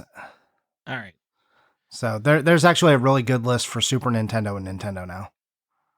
Yeah. Joe's been teasing releasing information about NES variants for Christmas, but I don't think it happened. I think he got sidetracked. But yeah, if anyone's worried, if you want to FOMO on something, like sometime soon, a really good list of NES inserts is going to come out. So go FOMO into your NES inserts before everyone realizes that their games are incomplete. Speaking of Joe, after we talked to him, I got inspired and I bought that Vegas Dreams with the coupon book, which is one of my favorite purchases of the year. Because hey, I got to buy a Nintendo game, and that doesn't happen too often, so that's always fun. Another game I got, Tyler, that has just been on my list forever, and this is funny because it was after I was talking with Jason, that's Game Rave of the PlayStation Library. You mean the PlayStation Library rebranded? Yeah, I just said that. I know. Just saying it. I just wanted to tell you I noticed it too. Oh, okay. Anyways, I got Alien for the PlayStation, the jewel case version of it. So that's hard to find and kind of dumb expensive. And I was talking to him about, I'm like, man, I still haven't got that dumb Alien. I'm like, here's the price I would pay for it, but everyone has it at like $250, and I'd pay like $125 for it. And some guy had a best offer for his one for like $250, and I shot that offer out, and they accepted it. Didn't even counter. I was like, whoa, well, I guess I'm buying this game now. Oh man, I need to get rid of this Alien variant for PlayStation. Who is ever going to want this? I understand that, but people, they keep things for a long time. In the same vein, I got Ultima Runes of Virtue 2, because that was just a game on the list that had been there for a long time, and it was bothering me. And for the Game Boy, and then for the Game Boy Color, Little Monsters. Do you know what this is? Don't worry about it. No one cares. Anyways, it was a dumb game that I missed buying. It was one of these ones where it's like, I should have bought it, didn't buy it, spiked, and then I've been waiting for a good price for years, and then I finally got one. So that's it. That's my good stuff. It's not great, but also I spent a lot of this year like buying other collectible stuff, finishing up other things I wanted. So 220 games, and your highlights include Vegas Dreams, Johnny. I love it. Yeah, no, that Vegas Dreams is awesome. It comes with a little coupon. But what are the coupons for? Is it actual coupons for Las Vegas? Yeah. That is so dumb. That has to be regional too. No, there's a lot of cheap flights to Vegas, so I love that. That's so dumb. It is a real Vegas coupon. Imagine showing up at Las Vegas with a coupon you got from a video game. Excuse me, MGM. I've got a $10 coupon for the buffet. Yeah, like this year was weird. I like the most expensive thing I bought, I think was like out of this lot, I think is like a couple $100. Like it's weird. I just didn't put that much money out on an expensive game. I bought plenty of games. Like some of the Halloween games, some of the Halloween games are really like my favorite purchases, but like as far as like most satisfying is kind of what I put this in, just like things that help me like reduce bullshit in my life, like reading emails from eBay every morning. These ones were the ones that helped me. You know, the way to reduce bullshit from your life is to just not buy more stuff. Have you tried that? Tyler, have you met me or you? I'm in video game therapy. We're buying less stuff. We're doing trying. Better, Tyler. We're trying. Look, I didn't add a bunch of stuff to my want list. That's like always another goal too. Is my want list smaller than it was last year? And it is, Tyler, and that feels good. Yeah, I'd say mine is too. Because for many years it was like, oh, finally a new slot opened up. Let's get something else in there. All right, Johnny, you bought 220 games this year. Mm-hmm. What is your most shameful purchase? Well, Tyler, it's not a game. Well, stop it. We're a video game collecting podcast. It has to be a game. Listen. I don't care about your VHS tapes. Shut up. I only bought one VHS tape and it was 4 games because okay, let me explain. I was talking to Daddy Mulk. You know, we had an episode with him with an After Dark where we talk about like these types of variants that occur. And there are some variants on the Super Nintendo and on the Genesis where they get sealed together with the VHS tape. You know this, right? You've seen these releases. But really what happens for, I think, most of these is they go to like the wholesalers who just get like, okay, this is like dead stock on the stuff and we need to combine these things and then create a new UPC for it. It's not like done at the factory. It's like done in these ancillary places. And I kind of wanted to prove that out and see like where it was and which version. And Mighty Max is notoriously one that had it on the Genesis and Super Nintendo. So I was trying to find out which versions of these Mighty Max tapes, because it's not like they made these VHS tapes for the Mighty Max games. They had VHS tapes that were being sold, and then they're like, oh shit, these aren't selling. How do we get rid of them as well? So they fucking make these stupid combo packs. So I went out to see if they also had the UPC. I found a version of it because I wanted to see how it like worked out. So I bought a Mighty Max tape. I hate VHS so much as a medium, Tyler. I just despise it. So buying a VHS tape is the worst thing I did for me. I also bought that Babar, which I talked about, for the GBA, and that was purely like a dumb FOMO buy because it was pushed on our Discord. I was like, God damn it, there's only like 2 of these. And it's like a Canadian exclusive. And if I don't buy this stupid thing that I'm already have an offer on, the guy hasn't responded. If I don't push buy right now, I like, when am I going to see another Babar? Or I'm going to spend more of my life looking for Babar. And it was worth the money not to have that be a thing I was doing in my life. So shout out to you. You didn't even know Babar existed a month ago. And then you were like, oh my God, I have to get Babar the elephant for that. Is actually GBA. 100% not true. Babar was on our, look, us GBA collectors know about Babar, all right? We like had that one pegged down. I had the offer on before Joe said anything about it in the Discord. And then he said something about a game I already had an offer on. I was like, damn it, Joe. And I had already had like 2 unsuccessful offers with this guy over the course because it had been relisted 2 or 3 times. So I was in before that tower, so shut up. Anyways, the other thing I bought was... Sorry for doubting how loyal you are to Babar, how you're a true OG right. For Babar, the Quebec exclusive GBA. Crowned... Look, we've got an exclusive club you aren't in, okay? We have special roles on the Discord that you don't have. I am definitely not. Sometimes I post there and I accidentally realize I'm in the GBA room and I'm like, I need to get away from these people. No, that room is open now, but now we have special roles if you've got a Babar. It's the Crowned Elephant Club. So, great. Yeah. So there's only a few of us that have it, so it's an exclusive role. If you have Babar on the GBA and you're on our Discord, you too can have. Just message me. Anyways, also, I bought, like, do you remember I bought all those lots of manuals? Because I'm always, like, FOMOing about manuals. There was, like, a bunch of Wii ones. I bought, like, $300 in manuals one day. And it was, like, lots of, like, 100 manuals. I have, like, 400 manuals. Basically, it's the worst purchase that I can make because it just created a bunch of work for me. I don't understand why you're still buying manuals. Like, do we have like this much debt of like incomplete games that you bought 10 years ago that you still have to complete? Well, some of the Wii ones also, like, I felt I just want to compare manuals, and yeah, like a lot of it was Wii ones and then GBA ones, because GBA stuff gets separated from its boxes so frequently. So I feel like everything's going to be mismarried, right? So I just like, oh, here's some guy selling 150 bulk manuals for like $100. I'm just going to buy it. And I did. And I've regretted it since. I guess it is the shameful purchase. Yep. All right. What about you? I don't think I had too many shameful purchases. I looked for my worst purchase. My dumbest click shiny thing purchase is probably Arab Drift Cars for the PS4, which is an indie piece of shovelware. This is literally like itch.io. Like, someone tried to make a GTA game in Unity and they spent maybe like a weekend on it. Like, zero gameplay, one city, glitchy, low frame rate, absolute garbage. Has a physical release on the PlayStation 4. I think this is a UAE release, or it's got like a PEGI rating on it. And I don't know what it is or why it exists. There seem to be plenty of them for sale from the UAE or Saudi Arabia, but it's like $150. I don't know why it exists, but I think it's funny, and I guess that's the reason it exists, so I bought it. So I have an Arab Drift Cars 1 for the PS4. Congratulations on that. What about, what was that game? Like Arctic 88 or whatever? Oh, sure. I bought, if there was a super, whatever, the fake limited rare games, I bought the Antarctic 88, whatever that is. I don't even know what that is. Just kind of FOMO into all the limited rare games, because you know the only limited run game company that matters, limited rare games.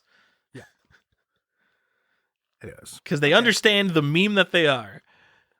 Yep, I'm here for the memes. All right, we did it. We talked about what we bid. We did the whole episode. Is that? Are we done now?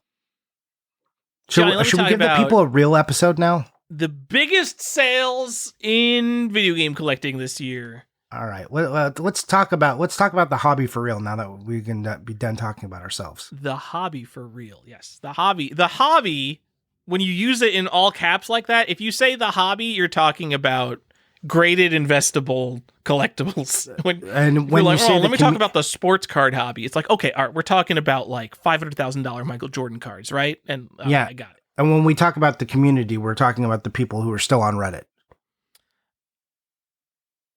Oh, I'm so sorry that Johnny is like this, everyone. I'm not like this. I tried to find the most expensive public sales. I couldn't find like $1 million sale, nothing like absolutely crazy this year, which is really not surprising considering how much a lot of the sealed market has been cooling off. On the Video Game Collectors podcast, they talked about a gold NWC apparently sold. But that's not a public sale. Like, I really want to see a gold NWC come up for auction. I think that would be super interesting. There's so many regular NWCs coming up for sale these days that like it's almost not interesting to see one for sale.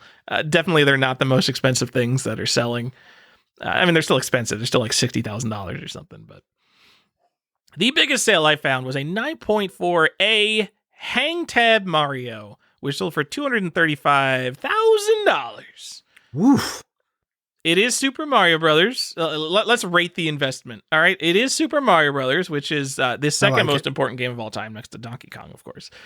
A seal is bad. I realize this is a hang tab, and like any sealed hang tab is amazing in terms of sealed stuff, but man, A seals are bad. I don't like it, Johnny. I would look at this if I bought this for $200,000, like as if I have $200,000 to spend on a video game. I would look at it every day and I'd be like, "Oh, that A seal sucks." That's all I would do this whole time. I don't think you care about anything with sealed games enough to even have an opinion. You're not. Give me an opinion, Johnny. I think you shouldn't worry too hard about A seals, Tyler. A seals are so bad. I just think there's too much inconsistency in the grading. So, what are we? I mean, there's so much inconsistency that like you could have an A+ seal that's kind of pretty bad, which is why if it was bad enough to get A'd, then I think it's probably really bad because it's so inconsistent. Yeah. Anyway. This stuff doesn't speak to me, but you have the pulse of the people. Tell them more about this. I'm not here to derail you. I think a sealed hang tag Mario in terms of the graded game market. Yeah, sure. That should probably be on top. There's a few dozen of them. I think on the pop report for WATA, there's like at least a couple dozen, and there's some more beyond that. It's not the rarest hang tag game, but any game sealed from hang tag era is pretty cool. Other than that, $156,000 for an Ocarina of Time WATA 10. I honestly thought this was like going to pop off, as if this didn't pop off. I thought this was going to go crazy because Ocarina of Time is kind of the stereotypical best game of all time. I think it's kind of maybe lost some of that reputation, but it's still there. It's Ocarina of Time. And WATA 10s used to be so rare that like getting a WATA 10 was like, you'd see, what was the Rap Jam Volume 1 sold for like 20 grand. So if a Rap Jam Volume 1 sells for 20 grand, like literally the best game of all time should be, like $500,000. I think since the 10s have a little bit lost their luster, since we're seeing more games get graded 10, I think this is maybe less exciting. It's also in the older style WATA case, and maybe if it gets banged around too much, it might get rounded corners because those cases aren't great. Whatever. Ocarina of Time WATA 10, $156,000. Great. It's the collector's edition, if you're wondering. And then I found three things that sold for $120,000, all on Heritage Auctions. There was a 9.4 A+ mid-production NES Zelda. I like 9.4 A+ a lot more than 9.4A. That seems fine. Like, I would be happy owning that Zelda, a lot happier than owning the Mario. I wouldn't spend $100,000 on it, but yeah, that's pretty cool. 9.4 A++ sealed Matt Duck Hunt. Sealed. Yeah. I don't care. I think Duck Hunt is super overrated. I don't know how many Matt Duck Hunts there are. I didn't look that up, but so that Matt Duck Hunt would have came from a deluxe set. Or a pre-deluxe set from the test market, because those came with a sealed Gyromite and Duck Hunt. So, that's $100,000 for that. Like, whatever. And then a regular deluxe set VGA 85, which would have a sealed Gyromite and Duck Hunt within it, also sold for $120,000, which that seems like a lot. But what do I know about video games? I guess I can't get excited over consoles, let alone kind of mid-production random consoles, but it's Nintendo. It's the most important thing, so why not? Oh, is it? I thought Atari was the most important thing. No, Atari is the foundation of video game collecting. No, it's not. Sure isn't. It 100% is. No. Nope. Just the foundation and the most important thing do not have to be the same. The foundation of game collecting is not Atari. It literally is. There are news groups where people talk about collecting. People talk about like rare Atari games in like the 90s on Usenet. Like they're collectors. They were talking about like this as like regular Nintendo games are being released, and they're talking about like it requires chase the chuck. It requires a large enough share of people to make it a thing, and that didn't happen until Nintendo collecting was a thing. So it's just a couple bricks, but the whole foundation laid was created by Nintendo. Come on, get on board. No, I'm 100% not on board. Get on board. Biggest game collecting forum out there. It's Atari Age because they laid the no, foundation. It's Reddit. That's not a forum. Oh, okay. No, also, the technicalities. More people on Facebook than on Atari Age. Facebook is my favorite forum. Keep saying that, but I just want to remind you that Facebook is a place where people congregate. Price update, but they do. Johnny, on Super Mario 64. There's no reason for this. I just think it's funny. This will preface it. Give them, why are we talking about Super Mario 64? Tell them why. Well, in 2021, during the absolute peak, probably during July, because July was the peak of the peak, Super Mario 64 sold for $1.5 million in what will probably forever be remembered as the worst video game sale of all time. I'm betting the person who bought it thinks they probably still think like they did a good thing. They're probably still like, oh, it'll come back. It's going to be like Bitcoin. This is going to sell for $3 million in 5 years. I mean, RGT85 made 6 videos on it. Did he? I mean, probably. I have no idea. I'm just kidding. But I bet there's some amount of videos. I could not find a 9.8 A++ or a VGA 90 Mario 64, but a 9.6 A++ CGC, and I realize this is not comparable because CGC is softer on the seal grades and it's a 9.6, not 9.8. I know there's a big difference to people psychologically. When you look at them, they're both basically perfect. So for $31,000. So just a cool $1.45 million drop there. I realize they're not the same grade. It's fine. Just giving you an update. Okay, well, let's double that price. Let's give it for that 0.2. Let's double it. But see, you can't even do that because I think there's things like Hulk 181 where there's like one 9.9 that would probably sell for like 10 times what a 9.8 I know. Sealed collectibles are crazy. These little numbers they're just crazy. Grading is nonsense. Send that 9.9 in again. See if it still gets a 9.9. See if it's real. Prove to me that they spotted it and they're like, no, this one's actually that much better than the 9.8s. Prove it. If you send something in, if you like took like one of these like BGS 10 Black Lotuses or like a CGC 9.9 comic book, if you submit it twice and don't notify CGC that you're doing it and you get the perfect grade both times, like you've proved it. You've proved that is actually a 9.9 and that's real. And I know like no one's ever going to do that. There's like way too big of a financial risk, but I would be super impressed if someone ever did that and they got it. And then I would love to see someone do that as an experience, not with something new because that's like, who cares? But something a little bit older that you can get your hands on. That's a 10. That isn't the most expensive thing in the world. That's the YouTube video I want to watch. I want to watch that thing's journey. Get like a BGS 10 of like an alpha card, but get like an alpha like mountain or something that's like complete bullshit, just to like see if it gets the perfect grade again. I don't know. That's probably a waste of money. But you know what? You could get a bunch of YouTube videos on like BGS is a scam. BGS Black Label actually means nothing. Regraded, lower grade. There's a video in there. There's maybe some money to be made. Yeah, there's a series. Like you work it up as a series. Like, okay, here it is. I've sent it out. Now we wait. Like you get people invested in the journey. I would watch. You would watch too. Johnny, more graded game updates. I think graded 10s seem to have lost their luster as they are becoming much more common, both WATA and CGC. And a lot of this is due to modern games, because before these companies would only grade like older games or like PS2-ish era games, and like even a PS2 game getting a 10 out of like these sealed cases. So these freaking Grand Theft Auto trilogies, people were opening up the trilogy and grading the games inside individually because it was 2021 and people had lost their freaking minds. These worthless games that are on eBay, like new for like $6 each. And people are just grading hundreds and hundreds. They're the most graded games of all time. The most graded video game of all time is Grand Theft Auto San Andreas because of these trilogy packs. It's ridiculous.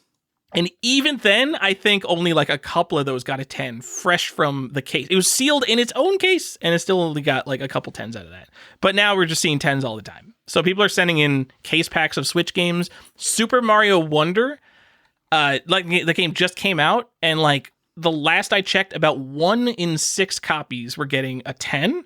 So if you're gonna buy one of these for your, don't invest in this, but like, you need the 10 at that point. Like there's enough 10s where you need a 10. So if you got a 9.8 A++ on a Super Mario Wonder, that is technically like the miss grade. Like you fucked up if you spent money to get it graded and you only got a 9.8 A++. And I don't know if that's not going to like reflect back on the retro stuff, but I think 9.8 is less special now that 10s are more common. Yes. You can get perfect games now. That's the new thing. Maybe they're, I don't know. A Super Mario Wonder sold for like $1,300. Yeah, so dumb. And when you just think you can buy a case pack to make that happen, it's like, come on. The crazy part is, like, you could get a case pack. What's a Switch case? I don't know how many are in a Switch case pack. Is it like 20? But like, you basically have, if it's a 1 in 6 hit rate, and it's probably more than that because probably people are sending them in from Amazon, and probably all the Amazon copies get 9.8 A++. And I bet probably like half the games, maybe like a third of the games in the case pack are getting 10s. So if you get a case pack, not only do you have a guaranteed 10, you kind of have guaranteed multiple 10s, and that's cheaper than the guy who bought the 10 for $1,300. Johnny, the graded games market. Tell me if I'm wrong. The graded games market is sometimes a little bit silly. Yes, 100% agree with you, Tyler. Speaking of, what's that Super Mario Wonder card going for? Oh, Jesus, the elephant. Okay, well, you want an elephant update? What elephant update? This is a brand new thing. Oh, God, first result is a PSA 10 for $8,000. Who girl? Yeah, that's going to sell. There are so many of these. Oh my God. Everyone who called this, like everyone making YouTube videos calling this card rare, there's so many for sale. Because no one actually wants it. It's just the stonks. Number 7 is currently listed for $20,000. All right. I think this is roughly the same price. I'm going to say $700 to $800 for an average one. Okay. So this one is not even graded, that number 7, and they're asking for $20,000. But number 8, which is a gem mint PSA 10, only $8,800 or best offer. And so this is weird because this is at the end of the Switch life. But this was also a Walmart exclusive. So this is probably just like a one-off, like whatever kind of thing. If Nintendo started putting out these packs of cards as pre-order bonuses with all of their big games, I would almost think that this ugly ass Elephant Mario card is almost interesting. Because then it's like, this is the start of Nintendo's pre-order bonus trading card nonsense. And this was the hit card in their first pack.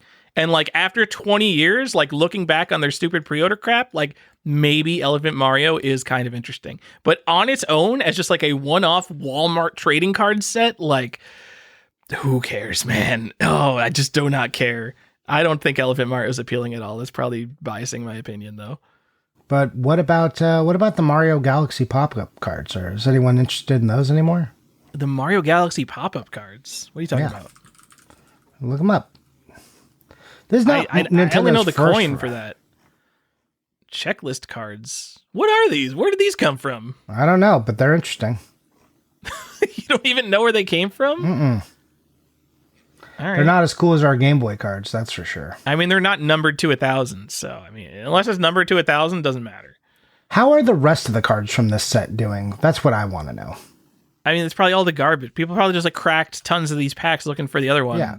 So you can get a pack of them for like $40, and if you don't get the Mario, I think it's like you lost. So it's probably a few bucks a card. What a weird part of collecting. I mean, I asked for this. I think we should be including trading cards and coins with our video games to make them more exciting to collect. Maybe not a Walmart pre-order bonus like this. Put this in the case. Give me something with the game. You're not giving us the freaking manual anymore. Give me a little coin.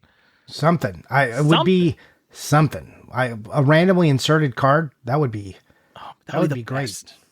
We started doing that in like the Xbox PS2 eras. Bring it back. We probably have PlayStation 1 games that did that too. Yeah, but I want we have Genesis game. We've always done this. It's just never been in mass. Like the Mutant League Football came with 2 random cards out of a set of 12, I think. Like how many people have that full set of 12? Ken Griffey Jr. Come on. I mean, that came with like 1 card, but sure, yeah. That's what I want. I just want every game to come with 1 card, and I want some amount of them to be serialized. You know what company does this? Limited run games. But like, who cares about limited run games? I want Nintendo to do this. That's what I'm saying. I want Nintendo to do it too. Let's see it. Not as pre-order bonuses. I'm not buying my games from freaking Walmart. So the last, these Marios have been kind of consistent. Like there's been none really sold lately, but like they were going as low as like $200, and then they spiked up to like between $500 and $700 for just a generic one. And then, their earlier, like October prices were much higher. So yeah, I'm curious what these are going to do over the year. There was a gem mint that sold a couple days ago for $3,000 a 10. Just a random one sold for like $700. This is crazy. It's crazy. It'll be interesting to see. This should be on our list to track in future years. Like, does anyone still care about that Elephant Mario card? Next year, well, with the other stuff we're going to talk about that we always look at, like, let's look at Elephant Mario and see what happened. I can't wait for the Switch 2 to be released, or the first Switch console that's not backwards compatible, because I think some people think Switch will matter forever, and I can't wait until it's the next Wii. Because it's not going to be the next Wii U, because as we all know, Wii U is the next Sega Saturn. Everyone's going to care about Wii U like Sega Saturn. But Wii was so popular, and Wii had a lot of good games. And Switch obviously has a lot more good games than the Wii did, but it's so popular and so common that like I can't wait for it to be that next thing where just like every game is $10. And everyone's just like, oh yeah, I mean, Switch was cool, but like there was just so much of it, so who cares? I think that's going to happen to the Switch. And some people think it'll be the next NES, so what do I know?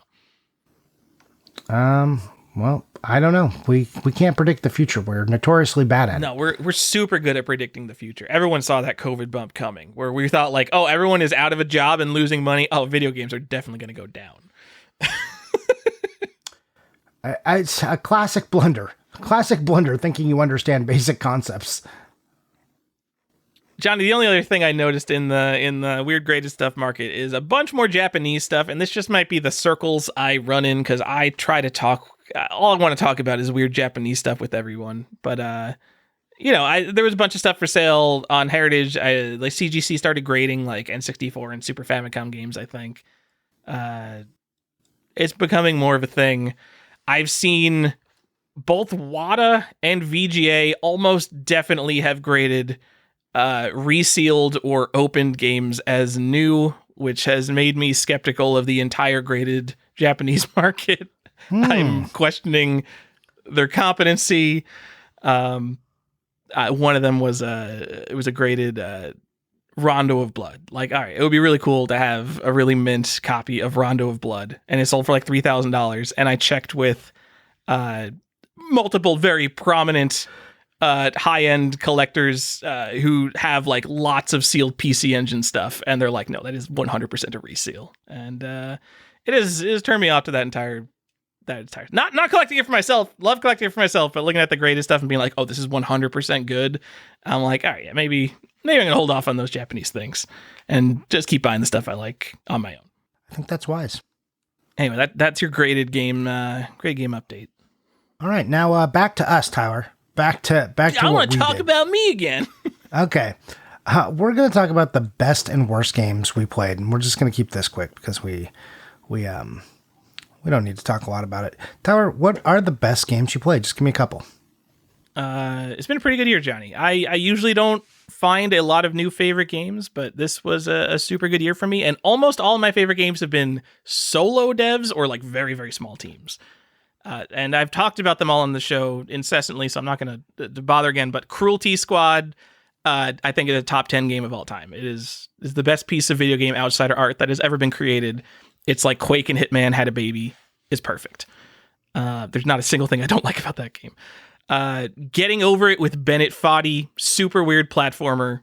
I thought it was a meme game, but I absolutely love it. I don't think it's a meme game. I think it's a genuinely really good game. And then most recently, Brigand Oaxaca is an indie immersive sim. It's sort of like Gothic and Deus Ex had a baby made by one very weird dude. And then the worst game I played this year, Johnny, it's an entire genre. I don't know if it came out this year, but I played it this year. And it's Vampire Survivors. And I can play that in my car. It's an option in the car for me to play. Oh my God. It is... What is... I realize, like, this has been, like, an excellent year for video games. We got a lot of really good things. And then on the other side of it, we have Vampire Survivors. Mega hit game on Steam. I think it costs $3. Overwhelmingly positive with, like, 30,000 reviews. I don't know if this is a brand new genre or just a newly popular genre. It's called Reverse Bullet Hell, or I've seen it called Bullet Heaven or Vampire Survivors like, which, oh my God, please don't call things Vampire Survivors likes. You move your guy around and enemies just always come in from the edge of the screen and he auto attacks them all. It's almost like tower defense where like you don't shoot, it just shoots for you. And then every once in a while you power up and you get more powerful and you just become this impenetrable ball of death and you're just watching guys coming from the side of the screen and die. And every level is a half hour long.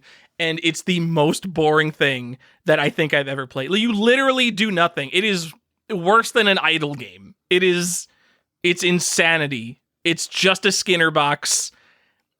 It's just the most dopamine for doing nothing. I hate it. It's the death of video games is Vampire Survivors. That is absolutely the worst game I played this year. I think it's the worst game I've played of like the modern generation from like the year 2000 up.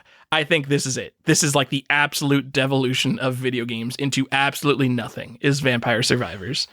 97% positive reviews on Steam. How? Ugh. Okay. Well, I'm sorry, Tyler. Yeah. my best games of the year, I really liked Star Wars Jedi Survivor. I know you didn't play a lot of these dumb AAA games like me, because I'm more basic than you. But yeah, I really like that. Super Mario Wonder has been fun, but I also didn't play I didn't have a wide variety of games I played this year. And I really liked Hogwarts Legacy for what it was, as kind of just like a giant walking sim of that world. I thought was pretty cool. The game I played the most was Diablo 4, and that, like I said, I've been doing that with a friend, and that's been awesome. I wouldn't call it the best game I've played. It's definitely gotten better with patches, as these games often do. Worst game I played? I don't really have a worst. That wasn't anything. I didn't really commit any time into a game that I really wasn't enjoying, so there was no worst for me this year. There was a bunch of games I want to play that I haven't got to. I still haven't got to Tears of the Kingdom or Baldur's Gate 3, and Alan Wake 2. These are 3 big ones on my backlog, Tyler, that I'm just not, that hopefully I'll play, and if not, oh well. I'm just kind of accepting that I bounced off Tears of the Kingdom, and I'm just in the mood for this indie garbage. Give me a game developed by one person. That's what I'm in the mood for right now. Yeah. I'm not even faulting that. It's fine. Just do what's making you happy. Don't get suckered into these, oh, you have to go play it. I am looking forward to, coming out this year. Alone in the Dark got delayed. And I'm curious to see the new Alone in the Dark. So. I didn't even know there was a thing. Yep. Coming out on the PS5. It's supposed to be out in October and then got bumped to January. So we'll see. All right. Now let's talk about the hobby again, Tyler. Shall we talk about the hobby? Probably the now that everyone has stopped listening and they're like, all right, so this episode's basically over. Let's talk about how the market changed for each console, Johnny. Each console that matters. So this is a thing we do, and I probably have too many consoles in here. We can trim this down if you want. But I basically do a running average of what every system, not every system, but a lot of the key systems are, their average game price. And this is price charting with all the caveats and all the problems that comes, but at least there is some consistent average that whatever their bad math is still there consistently for the last couple years. And we started this in 2021, looking at 2020. And we did some of that before, but this where I have the most tracking down. So from 2020 to 2023, what has happened? Are prices falling or rising? I don't think we need to cover every year, but it's interesting, especially with, all the spikes that happened in 2020 and 2021. 2021 is the real spike here. But then looking what happened in 2023 after all that madness. So I'll run through some. Do you want any system you specifically want to tackle? No, you could just run through these, and I don't think we have 4 years of data for all these consoles. I think we could generalize what happened to them. We don't have to go through the actual prices for all these. Yeah. Most of them have doubled since 2020, except for the Wii U, TurboGrafx. Some of them haven't quite doubled. Yeah, the Wii U has gone up, but it's very flat. Wii U started at $14 and now it's $20, but it was $20 last year. There is movement. It is trending, but within this year, it hit a spike of $23, and now it's starting to recess. So just because you brought up the Wii U, it's starting to go down. But the Wii is the king of the flat line. The Wii has been a $10 average since 2020 and not moved at all.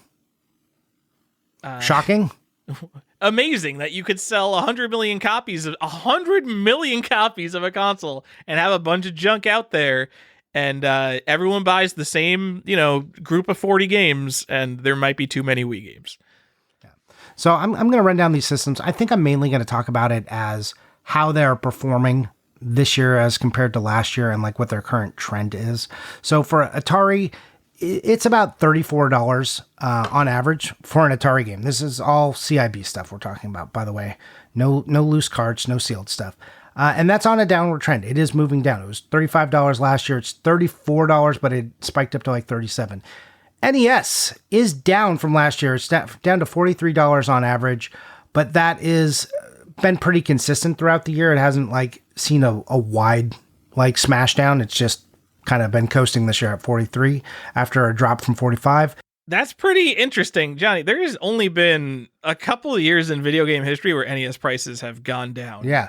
Over Never the course goes of an down, entire right? year. Never goes down. I mean, it is like coming off a pretty big spike, but I mean, you think if there is a console that never goes down, it would be NES, and You would. Like, so it's going down. in 2021, $31. 2020, it's $31. Then it hits 45, stays at 45 in 2022, and then just starts to flatten off. Yep, even so even loose cartridges, which did spike in 2022, like it's a much milder spike, but yeah, those are also on the downtrend. And if the loose cartridges are dropping off in price, like this could be the end of the peak of the NES era. And your Zelda and Mario, like they're games that will always matter, but the NES console as a whole it might be entering the boomer shit era. And it's too early to make that call. But I think if someone is 18 years old right now, NES means absolutely nothing to them outside of maybe Super Mario Brothers and Zelda and a couple other games. Yeah. All right, Tyler, my favorite console, the Super Nintendo, is up a bunch. And that's even after hitting a higher peak and some cooling this year. It actually hit a wild peak in the last couple months. It shot up to $46, Tyler. Like, what happened? So there was a huge spike. It went from $36 to $46 in 1 month, and I don't understand how that's possible. Over like 2 months, but yeah. I don't know what happened here. I don't know if they just started correcting or if people just started buying. I don't know what the cause of the spike is. It could be anomalous data, but it's interesting for us to keep an eye on. Like, I want to check in like February to see if this is like something I kind of want to keep an eye on throughout the course of the year, because this is an enormous spike. Like you said, it was starting to cool. Like, okay, so it's in 2020, it's 25, 2021, 35, 2022, 37. These prices kind of make sense. And then you would expect, it should be cooling off down to like 36, as you said. But then it gets this huge jump out of nowhere. And it's a recent jump, like in the last couple months. It feels like there had to be like some huge anomalous sale or, like you said, some kind of data correction. Some correction that they did. Yeah. So I'm curious to see what happens, because what is this? And this one, we put this in here so if it is a true spike, you know about it, but also if it's like somebody just corrected the data or there was a big anomalous spike, you guys can like notice that and see that how these things affect games. But that would have to be a large super spike. It feels like it has to be a data correction, not just like one or two games going off. I mean, besides that, it also, it peaked in 2022. Besides this spike has been on the downtrend again. Yes. The loose cartridge doesn't have this weird spike in it. So loose cartridges also peaked in 2022 and have been broadly on the downtrend. Weird. Which is good. I mean, things feel like they're kind of returning to normal, guys. Yeah. So, and this is a thing that like I've had thrown at me and like at the podcast in general, that we want games to be super expensive, like collectible gems that are inaccessible. Have we ever advocated for games being higher prices? I don't think we've ever done that. So I don't know where this idea comes from. I tell people to put their money in the stock market. Like I want the S&P 500 to increase in value. I want games to be as cheap as possible so I can get as many as I want, all my things that I want. Right. So I don't know where this idea came from, that like we're looking at them gains, which is like, I'm like, don't invest. These aren't investable. This is money you're throwing away. But people are like, yeah, you guys just want the games to be expensive. I'm sorry, what? Have you not listened to the podcast? Anyways, N64 is down, Tyler, after a huge spike, right? So the N64 is weird. It's bounced around from 2020. And even though it is up from last year, up at $32, it is currently cooling pretty significantly. So it is currently in a downward way. GameCube, you might be shocked, but GameCube is still rising.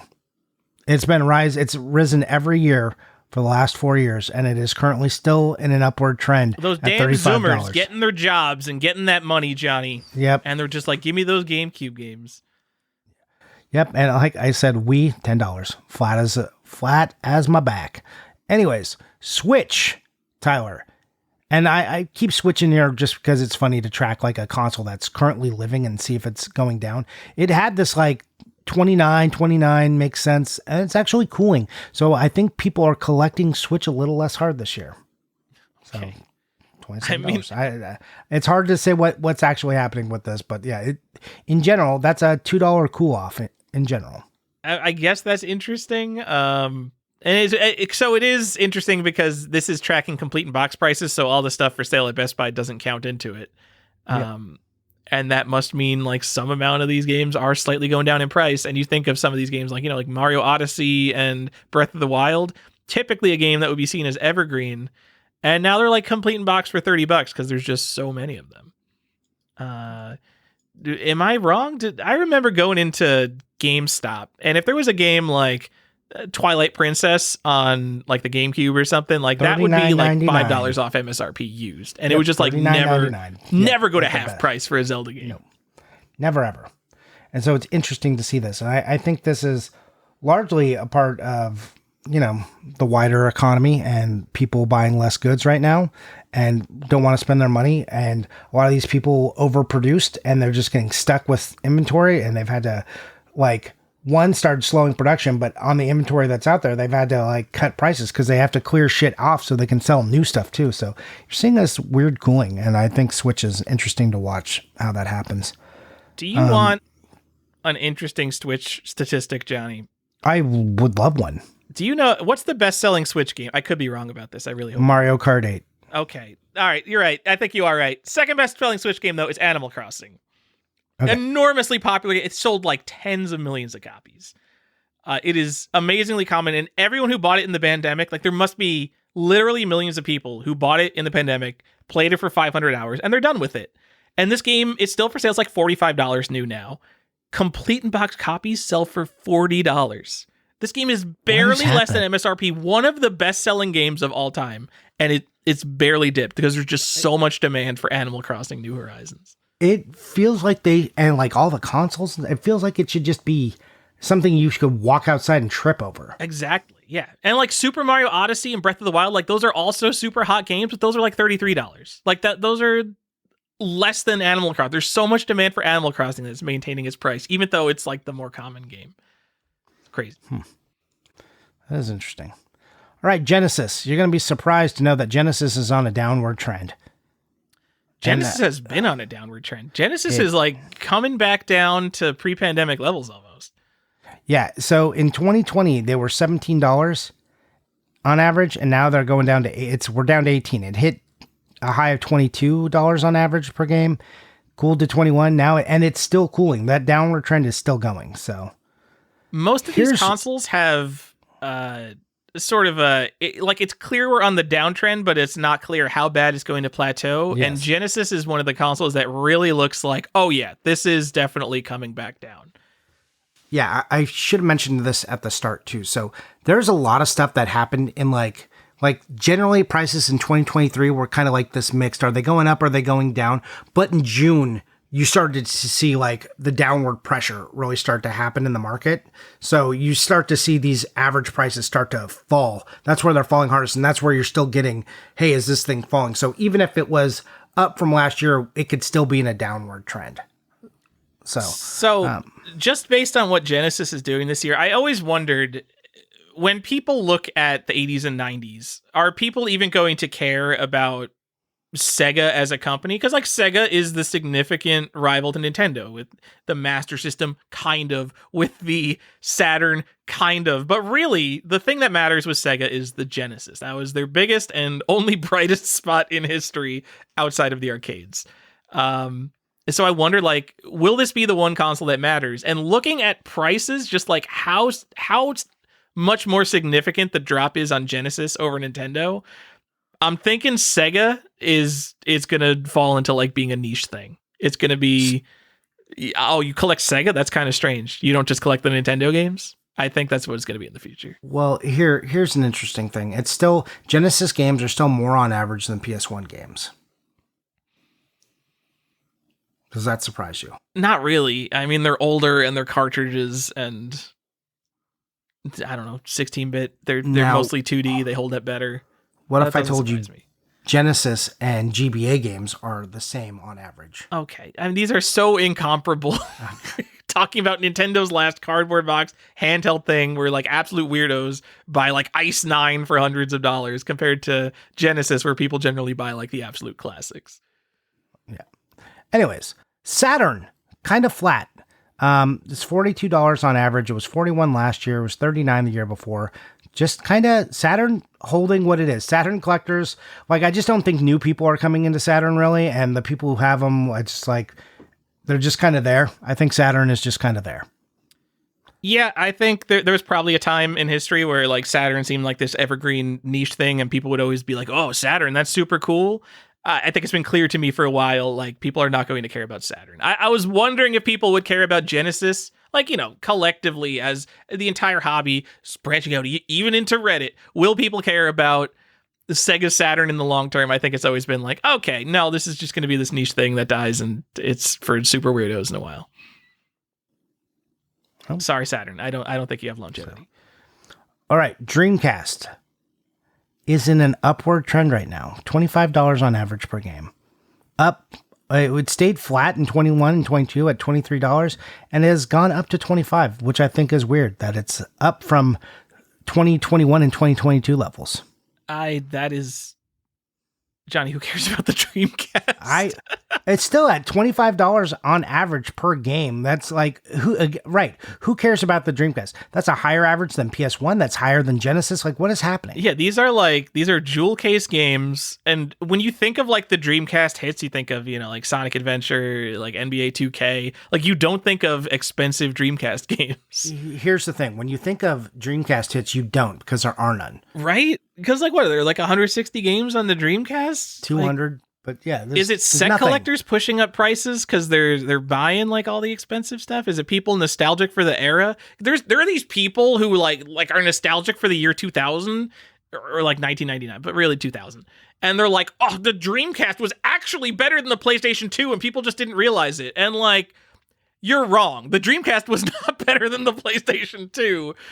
Is it just like this kind of false nostalgia where people still think that, and they're people like, didn't buy, like, it's a system it's a failed system. It failed relatively quickly. So who's got the nostalgia for it? I think like people still remember it launching. It wasn't like it launched into absolute obscurity. No, but it launched. It had some good games, and then it died. And like, do people like put this false importance on failed things? Like, it shouldn't have failed, and it's like, no, maybe it should have failed. It's Sega's not a great company business-wise. It's Coleco to the Atari 2600. Oof. I mean, relative to PS2, yes. Anything will seem like the ColecoVision compared to the PS2. Anyways. Johnny, shameful purchase. Hold on. I bought a sealed copy of Sonic Adventure 2, the Japanese version. Oh, okay. Because an American version sold for like $8,000, and I like buying really cheap versions of really expensive games, so I just bought like a Japanese version for less than $100.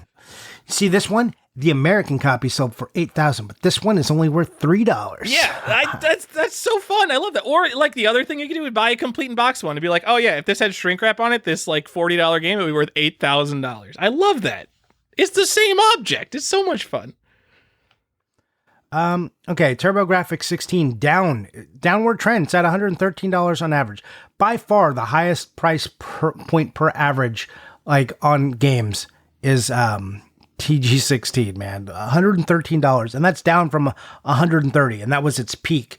$113 is still more than it was in 2021, but man, it is dropping kind of quick. I'm wondering if it goes down any further than this. And this is with like the new FPGA Duo being available, so still going down. That's pretty interesting. Yeah, you would think people stock up. Did people stock up in 2022 in anticipation? Possibly. Probably not, because it's probably just the normal market trends are pushing this down. But I mean, yeah, but it went in 2020, it was $88, and then it went to $109, then $130, and now it's cresting down, or not cresting, it's falling down to $113. So I'm curious if maybe you're right there. Like, was that the announcement? I thought the announcement was in 2023 though. So it's interesting if that announcement didn't affect anyone. They were just like, who gives a shit? Yeah, I'm guessing it was who gives a shit, honestly. Yeah, probably. Anyways, PS1, $16, pretty flat. but it is trending down right now. It was $15 last year, $15 the year before.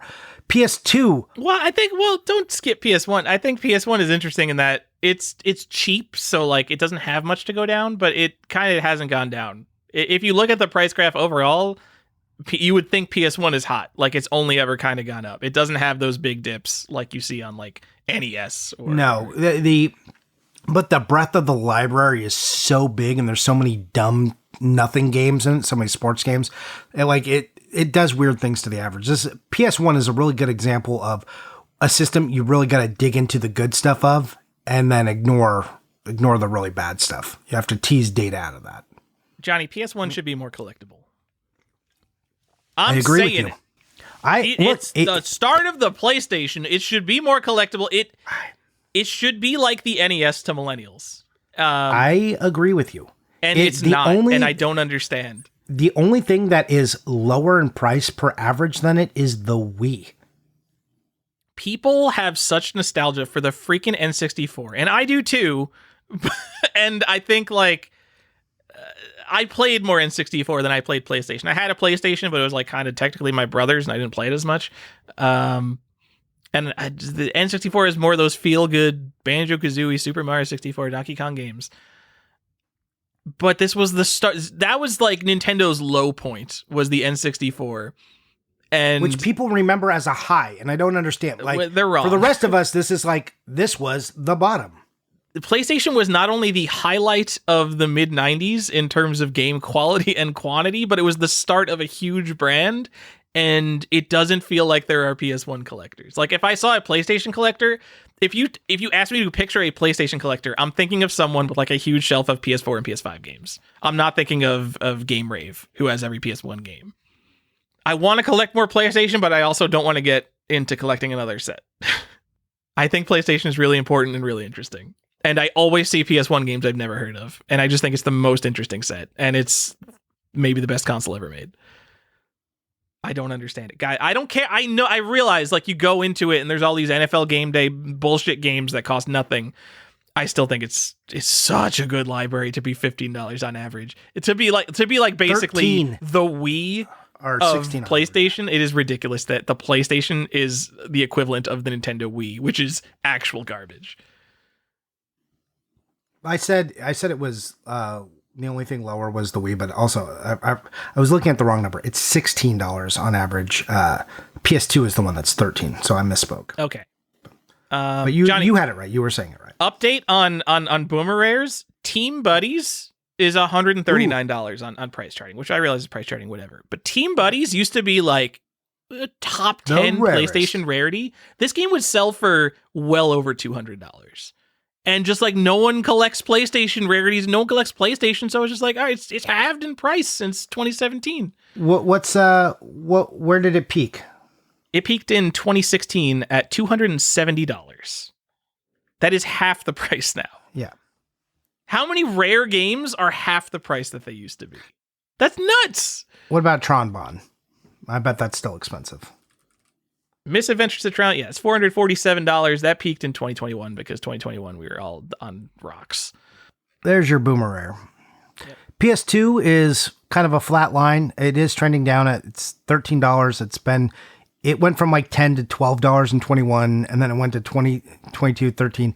It's 13 again, but the trend line is down. So PS2 trending down a little bit.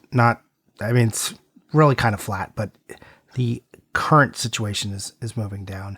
PS3 kind of flat. I mean, it did the normal bump, $11 up to 13 and 13. Now it went up to 15, but there's not been much action since June. It's just been kind of consistent. Not a lot of interesting things to tease out right there right now. Game Boy. It feels like with these consoles, like once you get into like the DVD and especially the Blu-ray era, there just seems like there's so much more of this stuff that has survived compared to people who want to collect it. That it's like, how can these markets move when there's 400 copies of the same thing on eBay? So it's kind of understandable. Whereas compared to TurboGrafx, if I search for like Splatterhouse, there's probably like 3 complete box copies. And that's a common game. Yes. Now, here's one that I find interesting. And I expected this to be more. And tell me if these prices surprise you. The Game Boy. The Game Boy is only $26 on average per game for a CIB. And that's trending down. It was 26 last year. It was 24 the year before. 2020 was 18. So it did have this like spike. But even that, like $26 seems like a very reasonable console to go collect for. Doesn't it? Sounds reasonable? I mean, it sounds reasonable, but then all the games you actually want are like definitely $200. Oh, yeah. So it is not, but it is trending down. And I have noticed on some of the rarer games and stuff, some of the harder to find stuff, or just stuff no one cared about but was like uncommon that people were getting big money for, is sitting right now, and they're not moving. So I have seen stuff start to slide down a little bit. I think Game Boy is perhaps a little bit like the PlayStation in that I don't understand why it's not more popular to collect, because it is one of the most important Nintendo consoles. For the Game Boy, like a huge, historic, incredibly popular, incredibly important system, boxed games, and like more often than even console games, boxes were thrown out. For the average complete in box Game Boy game to be less than the MSRP, which was, those games were like $30, $35. That's nuts to me. Like I would think like the average would have to be more than the MSRP, but it's not. And all these consoles, the average is less than the MSRP, but Game Boy seems like such a console that people would rip the game and throw the box away.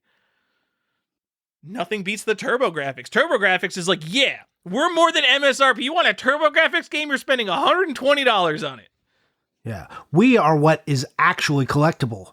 Exactly. Yes. TurboGrafx is actually, on average, the only collectible video game console. Which is weird to say. Because we definitely are very blasé about the TurboGrafx 16. I agree. I'm kind of blasé on it too. PC Engine. I mean, I realize it's the PC Engine, but even just saying PC Engine, it makes me think of the wider library, which is a lot more interesting. Yeah, I love the idea that if something on average is less than MSRP, it is technically not collectible. I love that. And I think, I mean, just by the nature of inflation and things, like eventually all this stuff will be on average more than MSRP. I think probably, unless video game collecting completely dies, which is a totally valid option as well. And then we're going to have to start. And once that happens, I'm going to start comparing it to inflation. I'm going to be like, nope, we're 40 years out from this console. And if you bought it and just like held onto it, you still haven't beat inflation. Not collectible. Doesn't count. Not collectible. Doesn't count. None of these systems are collectible. Sorry, guys. These are bad investments. Anyways, here's a shocker. The Game Boy Color is on the rise, Tyler. It is moving up. I thought we were only talking about important consoles. Tyler, it's moving up. Okay? Uh-huh. It is $19 and trending up per game.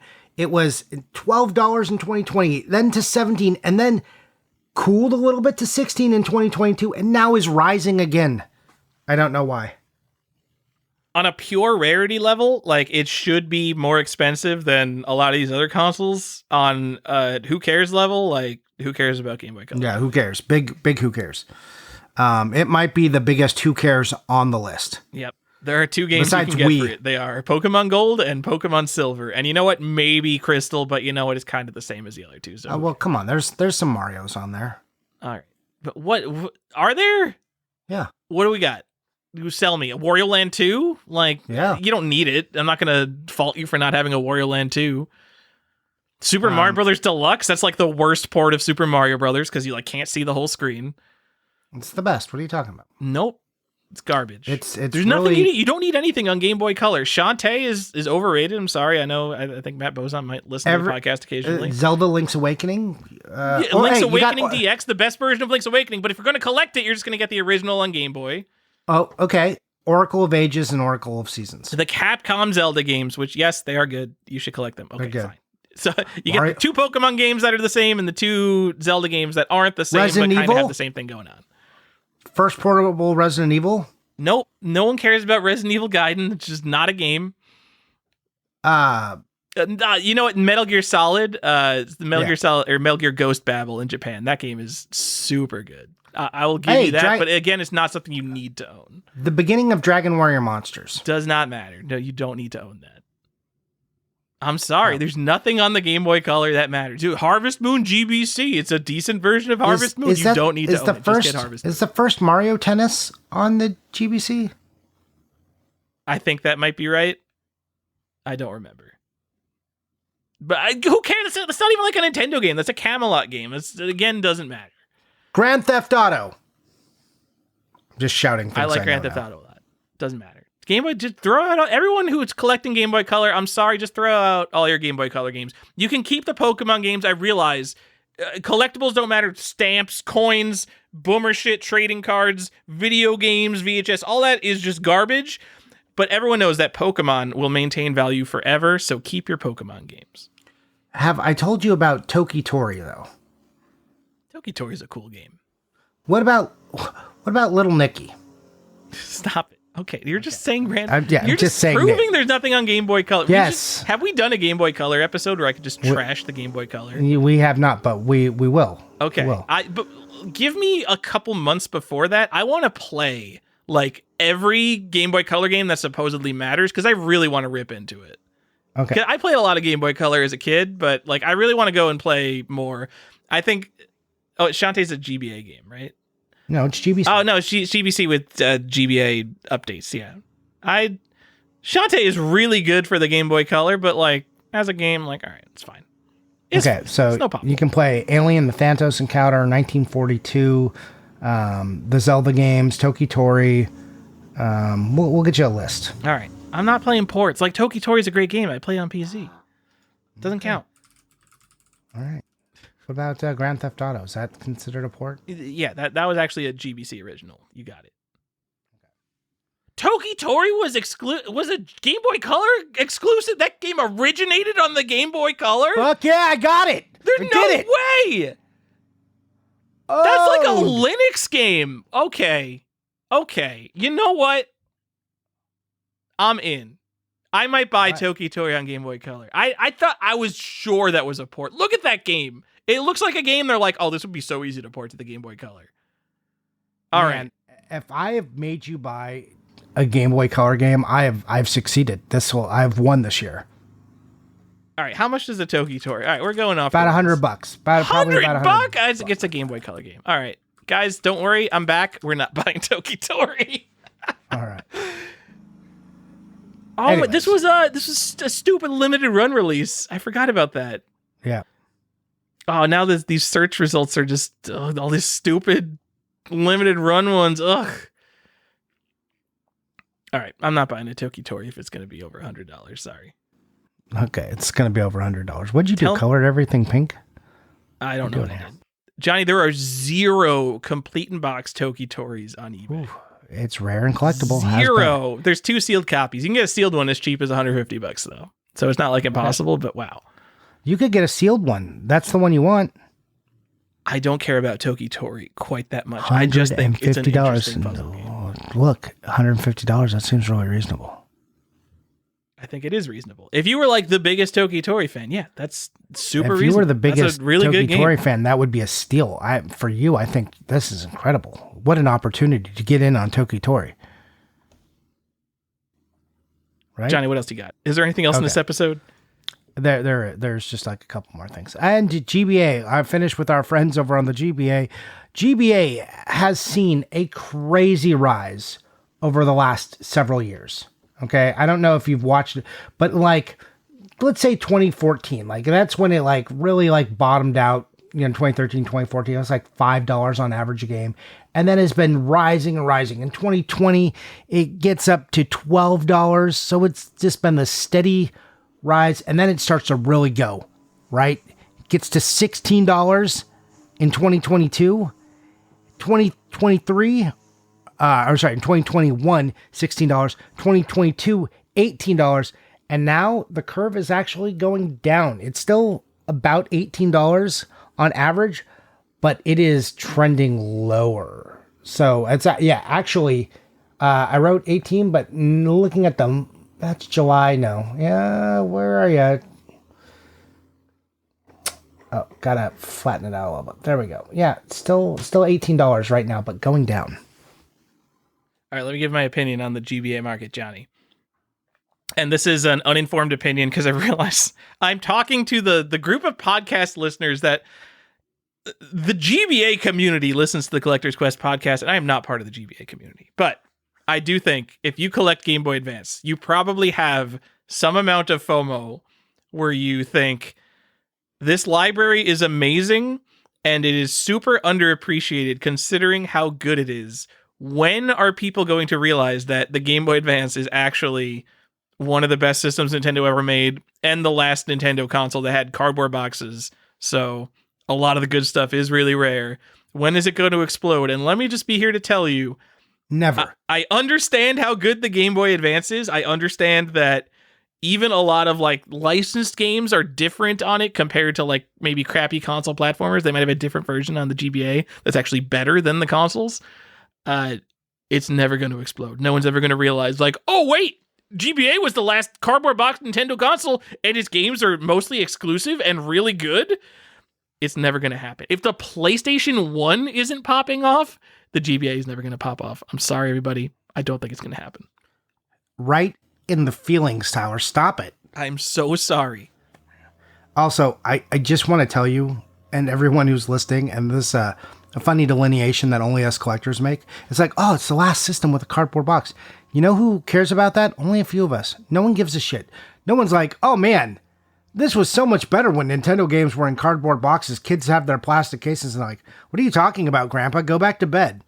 I mean, I just think Like- from a rarity perspective, like I will never get super excited about a PlayStation 2 game because like I know some amount of those, no matter what, are sitting somewhere and they survived.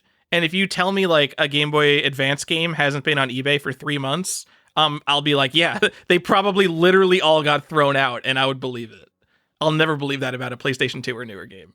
But it's only us collectors who think that that's like a line, like a marker of like, this is, it's sure. true. It is. But like the people who actually care about that as a thing and as an idea, you're not just going to go to some random person and like, you don't understand. This was Nintendo's last console with cardboard boxes. And they're just going to look at you like, okay. And who gives a shit? The Nintendo 64 box quality is actually lower than the Super Nintendo. These boxes are a lot more fragile, and this is really important because it shows that Nintendo is failing as a company and making lower quality boxes. Yeah. If you've measured it, and this is true because we've measured it, it is a thinner box. The cardboard weight is Break lower. out the calipers. Done Let it. me tell you. Yeah. All right. So, Johnny, prices are broadly crested the peak and are coming down, some more than others. Kind of how we felt, what we thought the trends were, are borne out by the data, and we've had a few anomalies. The most interesting thing to me on this entire list is Genesis, because a lot of stuff is dipping and Genesis feels like it's kind of diving, and I don't know if it's going to come back up. And that's interesting to me. I think Genesis might just be Boomer Sega Master System, which I realize Sega Master System is Boomer Sega Master System. I think people just might not care about that library. I mean, I got a few more interesting things that I take away from this. One, like we talked about, that NES is kind of flat and, actually a little down. That's weird because NES, it's like the stalwart. It's most foundational collectible system, that we've based everything on. And it's starting to slide down. That's weird. And Super Nintendo having this weird spike. I just don't know if this is real. So I'm paying attention to that very hard because what the fuck is this? What is happening right now? Who cares about Super Nintendo? Apparently, people who made it spike, and I know that doesn't sound like much. Oh, it went from 37 to 46, but this is like a 20% spike over 1,000 couple of games months or something. Yeah. So, it's a lot. Statistically, this is like, well, what is happening? So, anyways, I wanted to wrap up the show with just a few more things. I got some more finance for us to talk about, and then we'll talk about how if we feel like we nailed an episode or didn't nail an episode. But Tyler, I just like to check in on Mario 3. So, can you tell me what did Mario 3 do over the history? Because the saga of Left and Right Bros kind of began in the pandemic, and I feel like as we're finally moving out of it, and this is kind of like the, hey, we made it out of the pandemic retrospective episode, really, where we're looking back and like people are now worried about the economy and it's proven that nothing is going up forever and, you know, that our choices have consequences. What is Super Mario Brothers 3, an item that rode high in the pandemic, doing? Johnny, Mario 3 has had a good year after a historically bad 2022. I don't know why the prices were so low last year. Let's just go over Left Bros. 2020, $320, probably up from $40 the year before. 2021, $370. The hottest Left Bros has ever been, but not the hottest it ever will be. We will reach these highs again, people. It's Left Bros. 2022, Left Bros, $99. And you Crash, know what the hell? So I think there's multiple reasons for Mario 3's fall from grace. I'm guessing a lot of the nicest complete in box stuff was snapped up in 2021 to be graded, and the ones left on the market aren't as nice, and that's why we're seeing them go for $100 in 2022. And then since everyone doesn't care about video games, this is just a narrative I'm making up. This is amazing. You could do this as a YouTuber too. No evidence, just make up a narrative. And because you're saying it, some amount of people will just believe you because you say it. Like, that's how Flat Earth works. You just say something and people are like, this guy sounds really confident in what he's saying. I'm going to believe in Flat Earth now. So 2022 went from $99 to 2023 doubling to $205. And my narrative for this is that people stopped caring about video games enough to just snap everything up and grade them, meaning more nice copies just came to market, the regular market, and so we're back up to $200 for a Mario 3. Yeah, I can see that all being true. Interesting that it's, the price graph on it is kind of wild, though. It's still, I like your idea, but it's still been a wild ride. And can you tell me what just the regular Mario 3 did? Nothing can stop Mario 3. This has only gone up. 2020 went from $55 to $78 in 2021 to $80 in 2022 when we saw the big drop in Left Bros to $103 in 2023. Super Mario Brothers 3, on average, just a regular copy of Super Mario Brothers 3 is over $100. Whoa! And I'm sure you could get a copy of Mario 3 for under $100, but that is the statistics of that's nuts. On a year where the NES is on a downtrend. Whoa. It is something. But, you know, regardless of this price, and I'm looking on eBay, like even on eBay, like $80. Here's a messed up one for $40. Maybe you shouldn't have bought that. But yeah, if you are a person who likes NES, like, yes, you should own a copy of Super Mario Bros. 3, even if it's $100. Even if you're like, oh, but it sold 6 million copies, it's so common, blah, blah, blah. Spend $100 on a decent to nice copy of Super Mario Bros. 3. And you know why, Johnny? Because it's Super Mario Bros. 3. It is Super Mario 3. The third-ish best Mario game. The second best Mario game? I don't know. It's got the yellowest box of all the Mario games. It's got the yellow. Super Mario Maker 2 is pretty yellow. Oh, that's true. And it is a better game than Super Mario Bros. 3, along with New Super Mario Bros. U, which obviously is also better than Super Mario Bros. 3, and everyone agrees with me. Listen to all this slander. The way you're just lying about people are going to think you're Carl Jobs. I think the best Super Mario games are New Super Mario Bros. U Deluxe and Super Mario Maker 2. Bar none. Eat that, nostalgia. Nostalgia's dead. The best Mario games came out in the past 10 years. What's up? What's up? Okay. It's true. All right.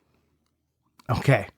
That's it for our money talk, Tyler. We did it. We've done it all, and now it's just time to reflect. I want to hear your favorite episode. Do you have one that you really liked, and then tell me where we punted, like an episode that you just struggled to get through.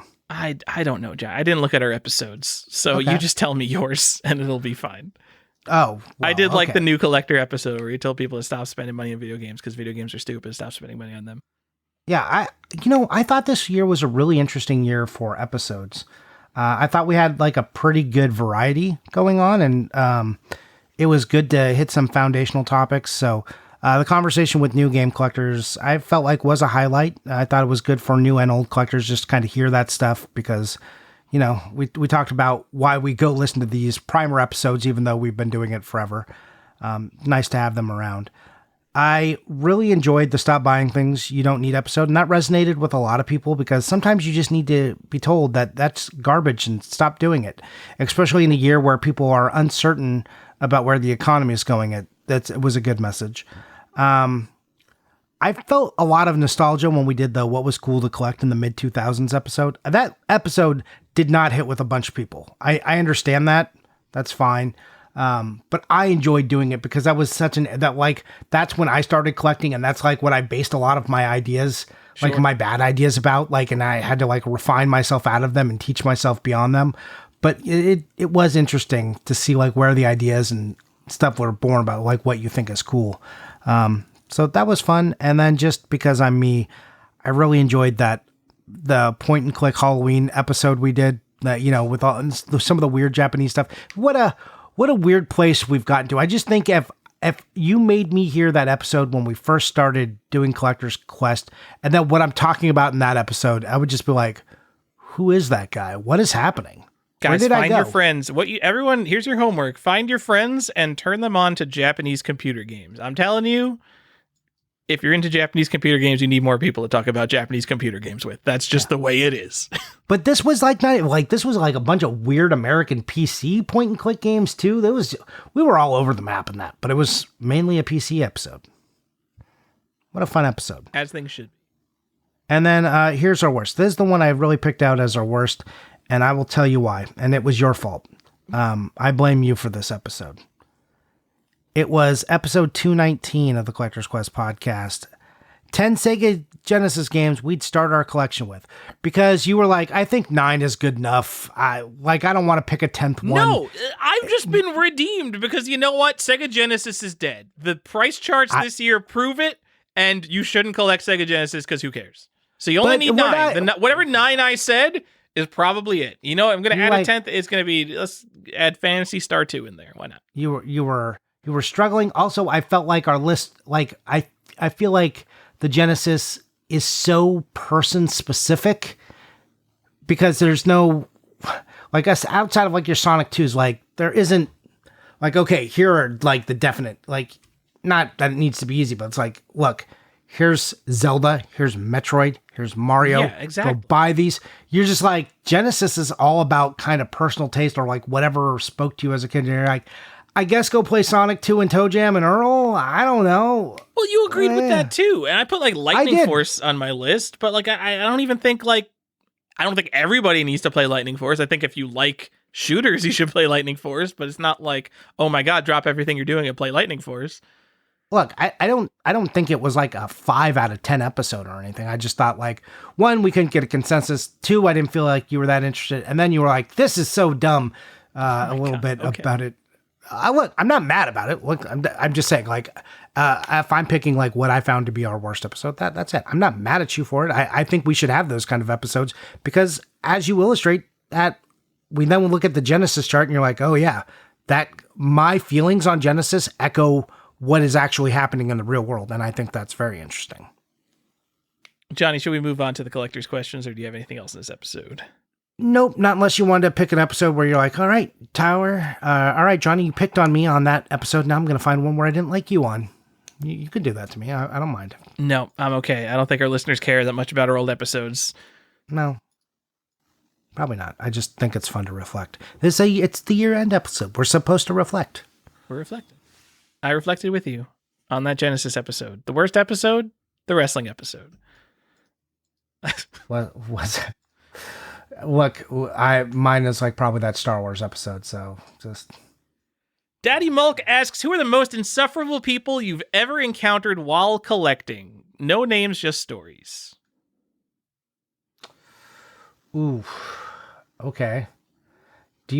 Mine all come from conventions. Mine all probably would come from Facebook graded games groups. That makes sense to me too. Do you have any stories you want to share about insufferable people? Do you have anything specific you want to get into? See, if I say anything specific, so all the people I find insufferable are the people who are clearly just like trying to push whatever they think should be worth more money. Like the thing that apparently we get accused of doing. But all right, I'll people will know who I'm talking about, but like there is a guy who perhaps thinks that Texas Chainsaw Massacre on the Atari 2600 is like the most collectible game. And why does he think that? Because he has a couple sealed copies of it. And like, yes, it's a horror game. It's a very early licensed movie game. It's super rare. Like, yes, it is. It's one of the coolest Atari games. It's a super cool thing. Every collector would love to have Texas Chainsaw Massacre. Johnny bought one, and he was only able to get like a loose cartridge, I think, right? Yeah, because it's that rare, complete in box. And like at the end of the day, it's an Atari game. Like you don't need to bring this up in every conversation about old games. And there are people like this who have a game, and I've quit these groups now because I just deleted social media, but like. You'd see people be like, "Hey, I just got this, whatever, sealed copy of Ocarina of Time. It's a VGA 85 plus," and then someone in the comments comes and they're like, "Yeah, check out my fucking VGA 90 plus." And it's like, what the fuck? Some guy just wants to show off some cool things he got, and he's like, "Oh, guess what? I have the same exact thing, but better. So fuck you." I think it's probably because people who collect.